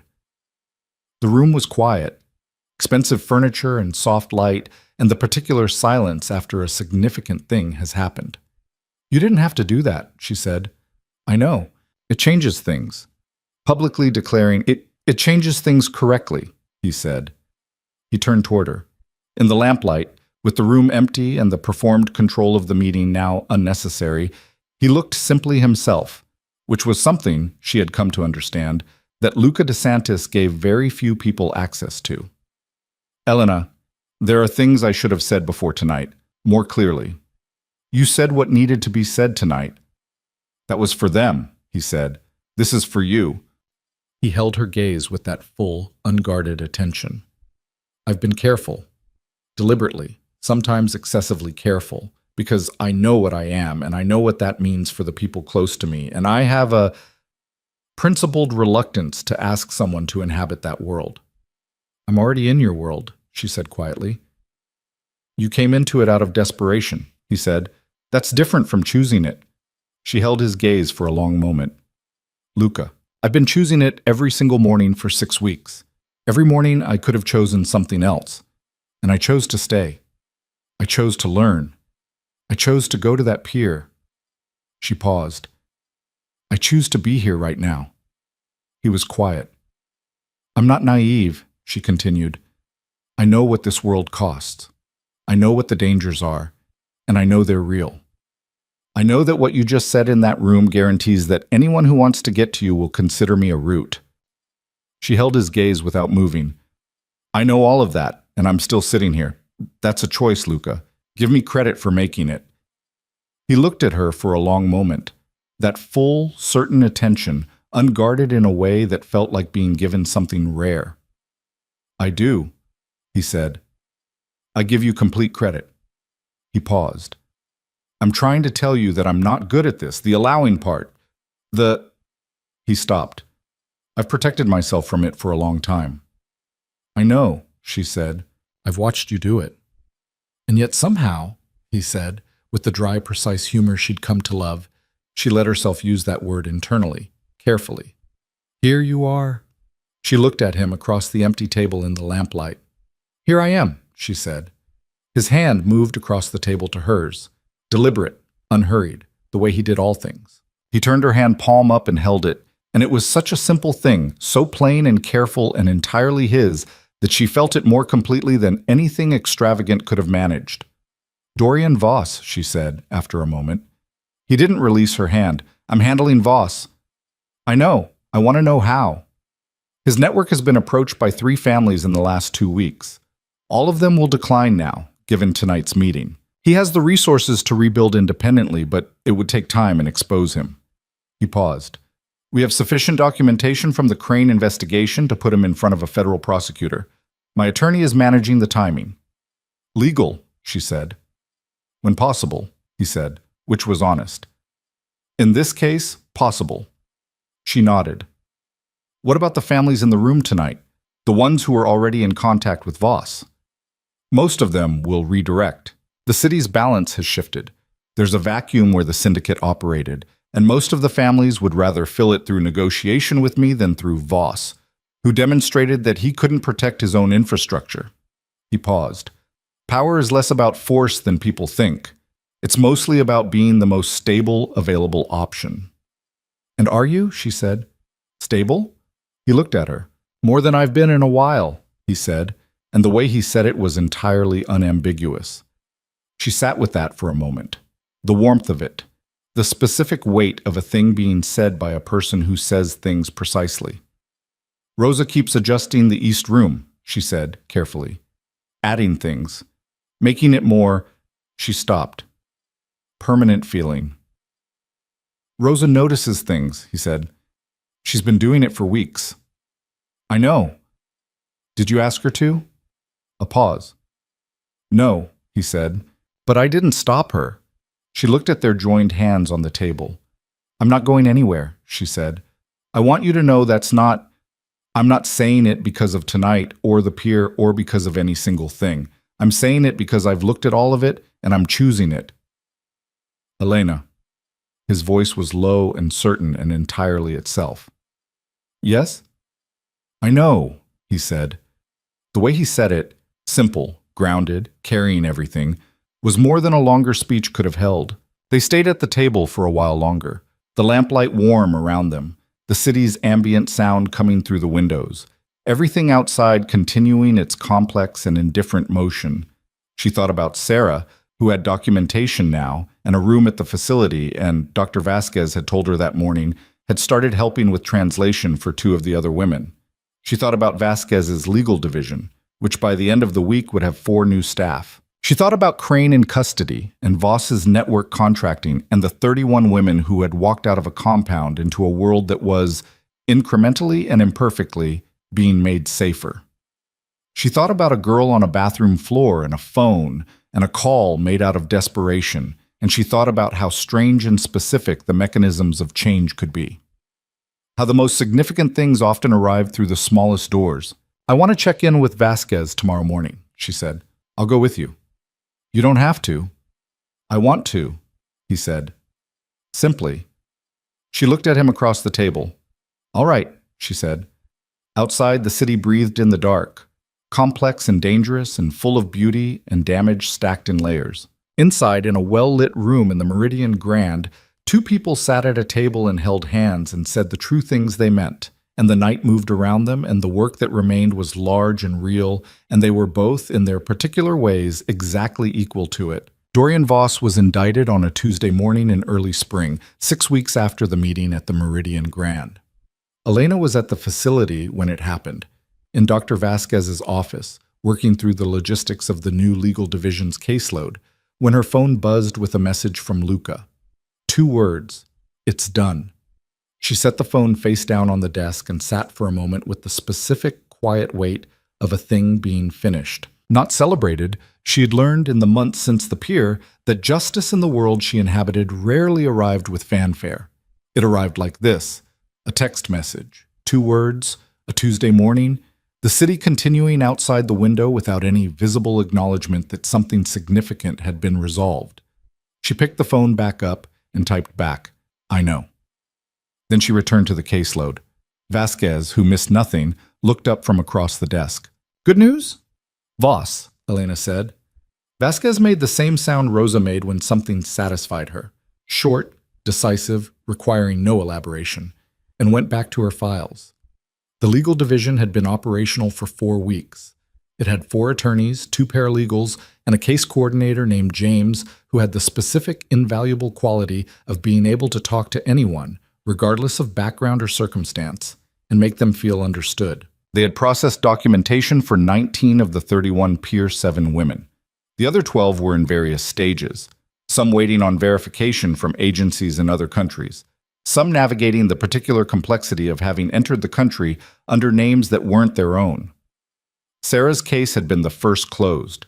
Elena had been there when Vasquez handed her the completed paperwork, and she had watched Sarah hold the documents and look at them for a long time without speaking, and she had understood, without needing it explained, exactly what a piece of paper could mean when it was the difference between existing and not existing in the eyes of the world. The work had a texture she hadn't anticipated. She'd expected it to be hard, emotionally, logistically, in the specific way that any significant undertaking is hard. She hadn't expected it to be in its own way the most clarifying thing she'd ever done. Every morning she woke up knowing precisely what the work was for. Every evening she could point to something specific, a case advanced, a connection made, a woman who had options today that she hadn't had yesterday. And it was solid in a way that nothing in her previous life had been solid. She was also, simultaneously, running the coordination between Luca's organization and the expanding network of legitimate institutions that the post-syndicate landscape was making possible. This was more complex work, less clean at the edges, requiring the ability to operate in the gray zone where Luca's world and the official world overlapped and often contradicted. She was good at it. She'd been good at it since before she knew she was doing it, and now she was doing it with full awareness and full authority, which was different in the way that doing anything with full awareness is different. Luca had been watching this evolution with the specific quality of a person who keeps discovering new information about someone they thought they already understood. He'd said something to her one evening. They were in the kitchen, the unremarkable domesticity of a weeknight at the penthouse, Rosa gone for the day, and both of them eating something simple that Elena had made because cooking turned out to be something she did well when she had a kitchen and the space. And the reason? He'd said, "I keep thinking I know the extent of what you're capable of, and then you do something that revises that. She'd looked at him across the counter. Is that good or bad? Definitively good, he said. Occasionally humbling. You need more things that humble you, she said. Apparently you've decided to provide them. She'd smiled at that. The real full smile that she'd been rationing her whole life and had been learning, slowly, to use freely. He'd watched it happen, and something in his own expression had shifted in response, the way it always did, that specific yielding of control that he only allowed around her, and that she had come to understand as the most significant thing he gave her. The penthouse had changed in the months since that first night. Not dramatically. It was still Luca's space, still carried his particular aesthetic of functional quality. But the East Room was her room now, completely and without question, and her things had migrated naturally through the rest of the apartment the way things do when a person truly inhabits a space. Her books were in the library alongside his. Her coffee mug, a specific blue one she'd bought herself at a market 3 weeks in, occupied a fixed position in the cabinet. Small things, individually unremarkable. Collectively, the architecture of a life being built. They had not formally discussed what they were to each other, because some things don't require formal discussion when they've been evident for months. They had moved through the city's various power spaces as a unit, not a performance, just a reality that both of them inhabited naturally. The families and organizations in Luca's world had accepted Elena's position with the specific pragmatism of people who understood that Luca DeSantis did not make imprecise statements, and he had been very precise at the Meridian Grand. She was his partner. That was a fact that had been stated publicly, which in their world meant it was a load-bearing fact, not a decorative one. What was between them in the private space of the penthouse? The evening conversations in the library, the mornings that started together and diverged into their respective work and occasionally converged again at unexpected points in the day, the way they had learned to read each other's silences as fluently as their speech. This was theirs. Unhurried and certain in the specific way of something that doesn't need to perform itself. It was on a Saturday morning in late spring that everything arrived at its culmination. Elena was in the library. She'd been there since early morning. It was still her thinking room, the place she went when she needed to process something or simply be with herself, which was a need she'd always had and had been learning to honor. She was reading, which she did most mornings that permitted it, but she was also aware of Luca moving through the apartment in the background, sounds she'd learned to read, the specific quality of his presence even at a distance. When he came in, he was carrying 2 coffees, which he set on the table. He didn't sit. He stood in the middle of the room with the quality of a person who has decided to do something and is in the moment just before doing it, fully present, slightly more still than usual. She looked at him over her book. Something happened, she said. No, he said. Nothing happened. I'm here because I want to say something. She set the book down. He was quiet for a moment. The particular quality of his quiet that wasn't hesitation, but preparation. The way he always paused before saying things that mattered. I've been thinking about how I want to say this, he said, and I've decided that overthinking it is counterproductive, and the most honest version is just the plain one. She waited. I want to marry you, he said. Not will you marry me? Not a question, not performed. A statement in his particular way with the full weight of a man who says what he means when he finally decides to say it. I want you to be my wife. I want the life we've been building to be the permanent life. I want... He paused, and something in his expression moved into the fully unguarded register that she only ever saw here, in this room, with her. I want to stop being careful about wanting it. She sat very still. I know what I'm asking, he continued. I know what it means, the world I'm asking you to stand in. I know it isn't clean, and I know it has costs, and I know there are things that come with my name that I can't remove from the equation. He held her gaze with absolute steadiness. I also know that you've looked at all of it. You've seen every part of it, the work, the danger, the moral weight of the territory I operate in, and you've made your choices with full information. So I'm not asking you to accept something you don't understand. I'm asking you to accept it formally, permanently. She looked at him for a long moment. I've been waiting for this, she said. Something shifted in his expression. Have you? Since approximately the Harlow dinner, she said. I didn't know what exactly I was waiting for, but yes. He crossed the room and sat across from her, not on the chair, on the table's edge, closer than usual, and took her hand in the way he had at the Meridian Grand, palm up, deliberate. "Is that a yes?" he said, and there was the edge of his dry humor underneath it, but underneath that something else. A genuine, unguarded uncertainty that she'd never heard from him before, and that meant more to her than any certainty could have. "Yes," she said. He looked at her for a moment, and in the morning light of the library, with the city bright and complex beyond the windows, she saw what she'd been learning to see for months. Not the controlled public face, not the precise professional authority, but the actual man. The one who had come to her apartment at 2 a.m. without asking questions. The one who had taught her to defend herself with a specificity that was also care. The one who said, "I'm already in the car," when she had nothing and no one and had called the most dangerous number in her phone. He reached into his jacket pocket and placed something on the table beside her book. She looked at it. A ring. Not elaborate, not performing itself. A single dark stone on a plain band, understated and precise. Exactly his aesthetic. Exactly right. "Rosa helped," he said. "Of course she did. She was going to come in and do this part herself if I didn't manage it within the week." Elena laughed, the real, unguarded laugh that had become more frequent in these months, that she gave freely now, that was its own kind of thing she'd recovered. She picked up the ring and looked at it, and then she looked at him. "Put it on," she said. He took it from her hand and placed it on her finger with the same care he brought to all things, and she looked at it, sitting there on her hand, and felt the weight of it. Not heavy, just present. Real. "The work isn't going to stop," she said after a moment. "No. Vasquez needs 3 more case coordinators by fall. The Southern District's power restructuring still has 3 unresolved pressure points. And I've been talking to a contact at the city's housing authority about a transitional housing expansion that would require—" "Elena," he said. "Yes?" "I know," he said, with that specific certain quality. "All of it. I know." She looked at him. "I'm not going to become someone who manages the household and attends events and represents the family without having my own." "I know that too," he said. "I'd be genuinely alarmed if you did." She sat with that for a moment. "You're very easy to say yes to," she said, "given that I spent most of my life in situations where yes was the dangerous word." Something moved through his expression, recognition of what that cost, of what it meant that she was offering it. "I'm aware," he said quietly. "I don't take it lightly." "I know you don't." She looked at the ring again, then back at him.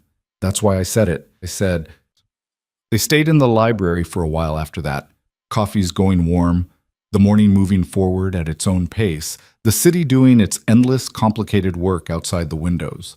They talked about things both large and small, the fall expansion of the legal division, the housing authority contact she'd mentioned, the specific power restructuring in the Southern District that Luca had been managing with the careful incremental patience that characterized everything he did well. They talked about her sister, who had visited twice in the past 2 months, and who had met Luca with the specific wariness of a person protecting someone they love, and who had departed the second visit with the equally specific quality of someone who had recalibrated their assessment significantly. They talked about Sarah, who had enrolled in a community college program and who came to the facility twice a week to help with translation, and who had told Elena last week, in considerably better English than the peer, that she wanted to study law. "We could fund her education," Elena said. "Already done," Luca said. "Vasquez asked me 3 weeks ago." She looked at him. "You didn't tell me." "You were managing 17 other things.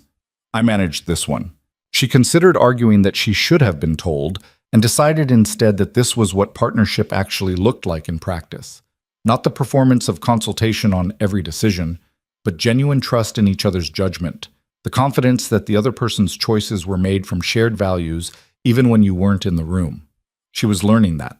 It required the same unlearning as everything else. The habituated self-protection. The assumption that if someone made decisions without her involvement, it was because she was being diminished rather than because she was simply trusted. "Thank you," she said instead. He acknowledged it with the slight nod that meant of course. 3 months after the morning in the library, Elena Moretti stood at the window of an office that was now hers. A real office, her name on the door, in the building on Meridian Street that housed Luca's organization's legitimate interests and 2 floors up, the expanded headquarters of what had officially incorporated as the Harlow Women's Advocacy Foundation. The name had been Elena's suggestion. Luca had looked at her when she said it, that particular look, layered and quick, and said, "That's a good name." She'd thought so. The view from her window was the city, its towers and streets and the harbor barely visible at the southern edge, the specific geography of a place she'd lived in for years without really inhabiting. She'd been inhabiting it for months now, fully and with attention, and it continued to surprise her, the way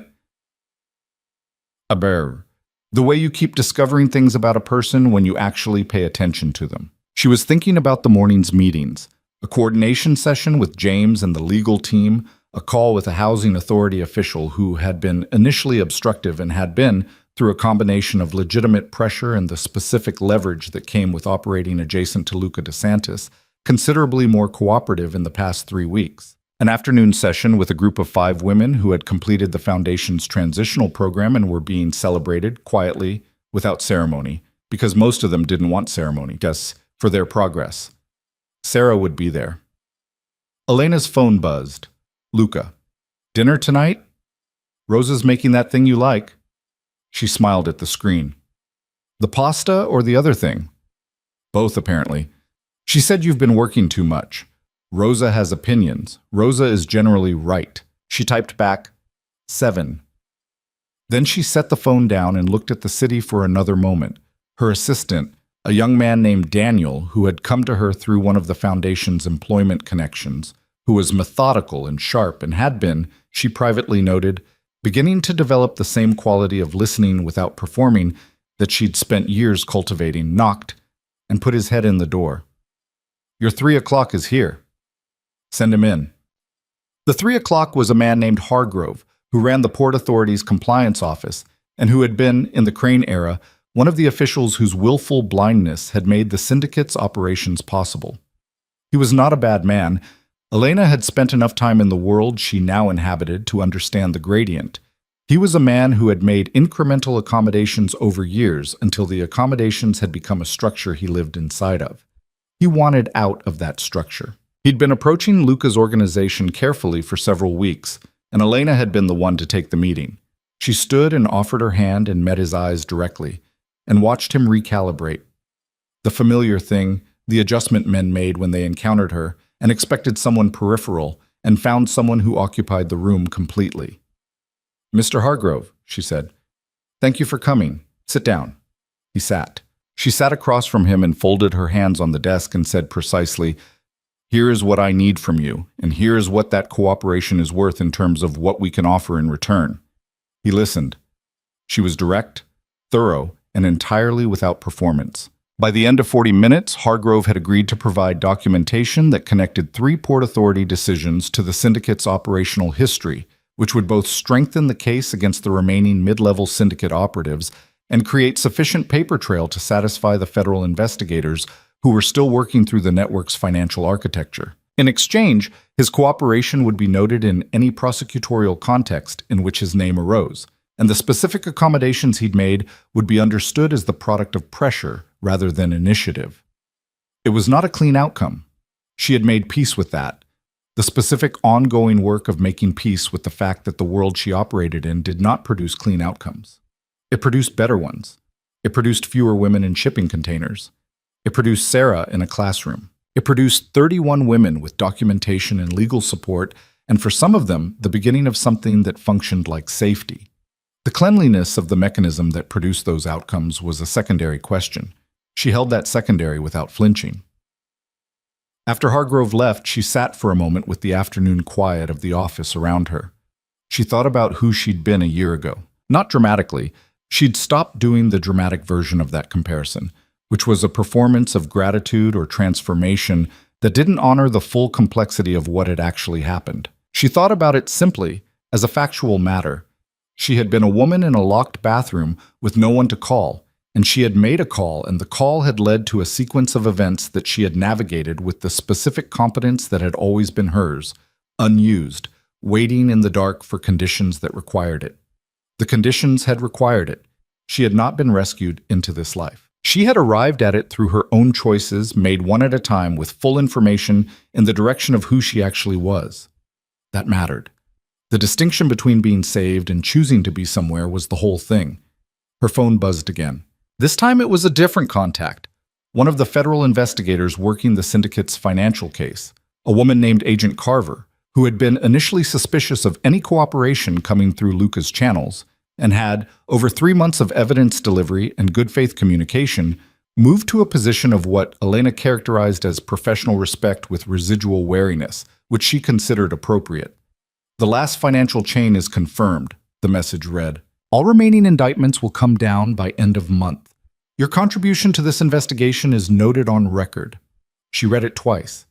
Then she typed back, "Thank you for the work you've done." She meant it. She stood and walked to the window again. The late afternoon light was doing something specific to the city, turning the towers gold, flattening the shadows, creating the brief and extravagant illusion that everything was illuminated. She watched it for a moment, then turned back to her desk and pulled up the afternoon celebration's logistics. 5 women. Progress that deserved acknowledgement. She had work to do before 7. She did the work.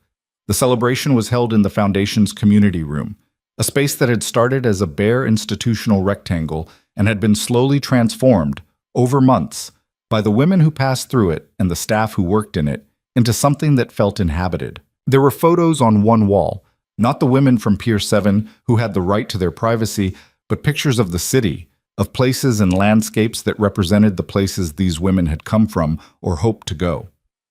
Elena had started the wall. Others had added to it. It had become something she hadn't anticipated, which was one of the things she was learning about building things collaboratively. They always became something you hadn't fully planned. The 5 women that afternoon were at various stages of their new lives. One had enrolled in a nursing program. One had found an apartment and a job in the city and was building with the specific, incremental determination of a person who has learned not to count on anything too quickly. One was preparing to travel back to her home country, now with documentation and legal status and the contacts to ensure her safety on arrival. 2 were still navigating their immediate situations, but navigating actively, with the resources and support to do so rather than in the isolating dark of before. Elena sat with them, not at the head of the room. Beside them, in the circle of chairs that Vasquez had established as the room's default arrangement because circles had no front. She listened more than she spoke. She answered questions when asked, practical questions, navigational ones, the kind that required someone who knew how the systems worked and where they bent. She told 2 of them about Sarah, who was studying contract law, and who had told Elena with characteristic directness that she planned to work in immigration advocacy because someone had to, and she might as well be someone who understood it from the inside. Afterward, when the room had emptied and she was gathering her things, Vasquez came and stood beside her. "You're different than you were 6 months ago," Vasquez said. Elena looked at her. "Is that your professional assessment?" "It's an observation." Vasquez had the quality of a person who gave compliments rarely enough that they arrived with full weight. "When you first came here with DeSantis, you were capable, clearly capable, but you were carrying something, holding yourself slightly apart from what you were doing, like you weren't sure you were allowed to fully be here." Elena was quiet. "You're not doing that anymore," Vasquez said simply, and then, with the efficiency that characterized everything she did, "Drive safe." And she was gone. Elena stood in the empty room for a moment. She looked at the wall of photographs, cities and landscapes and the enormous variety of what people called home. She thought about a bathroom floor and then she let that thought go, not because it was painful. It had become less painful, which was its own kind of information about what time and choice could do. But because she was done making it the fixed point she measured everything else from. It was a part of the story. It was not the whole story. It was not even, anymore, the most important part. She was the most important part, not in an isolated, self-sufficient way. That wasn't what she meant. She meant that who she was now, fully occupied and unminimized, present in her own life with her own authority, that was the point. That was what the story had been moving toward. She turned off the light and walked out. Luca was already home when she arrived at the penthouse at 6:45. She heard his voice from the hallway. He was on the phone, the distinctive cadence of end-of-day operational business. and she set down her bag and went to the kitchen where Rosa was doing the final stages of whatever she'd decided they were having, which smelled like garlic and something slow-cooked that had been going all afternoon. Rosa looked at her face. "Good day?" Rosa said. "Yes," Elena said, and meant it completely. She poured herself a glass of water and leaned against the counter and listened to the apartment around her. Luca's voice from the other room, the sounds from the kitchen, the city's ambient hum coming through the windows. And she felt something that she had been feeling with increasing frequency and that she was now able to name without deflecting. She was home. Not in the performed aspirational sense. In the simple, physical, actual sense of a person whose body and mind are in the same place and recognize it as the place they belong. Luca came in as she was looking out at the evening city, phone put away, jacket off, the end-of-day quality of a man moving from one mode to another.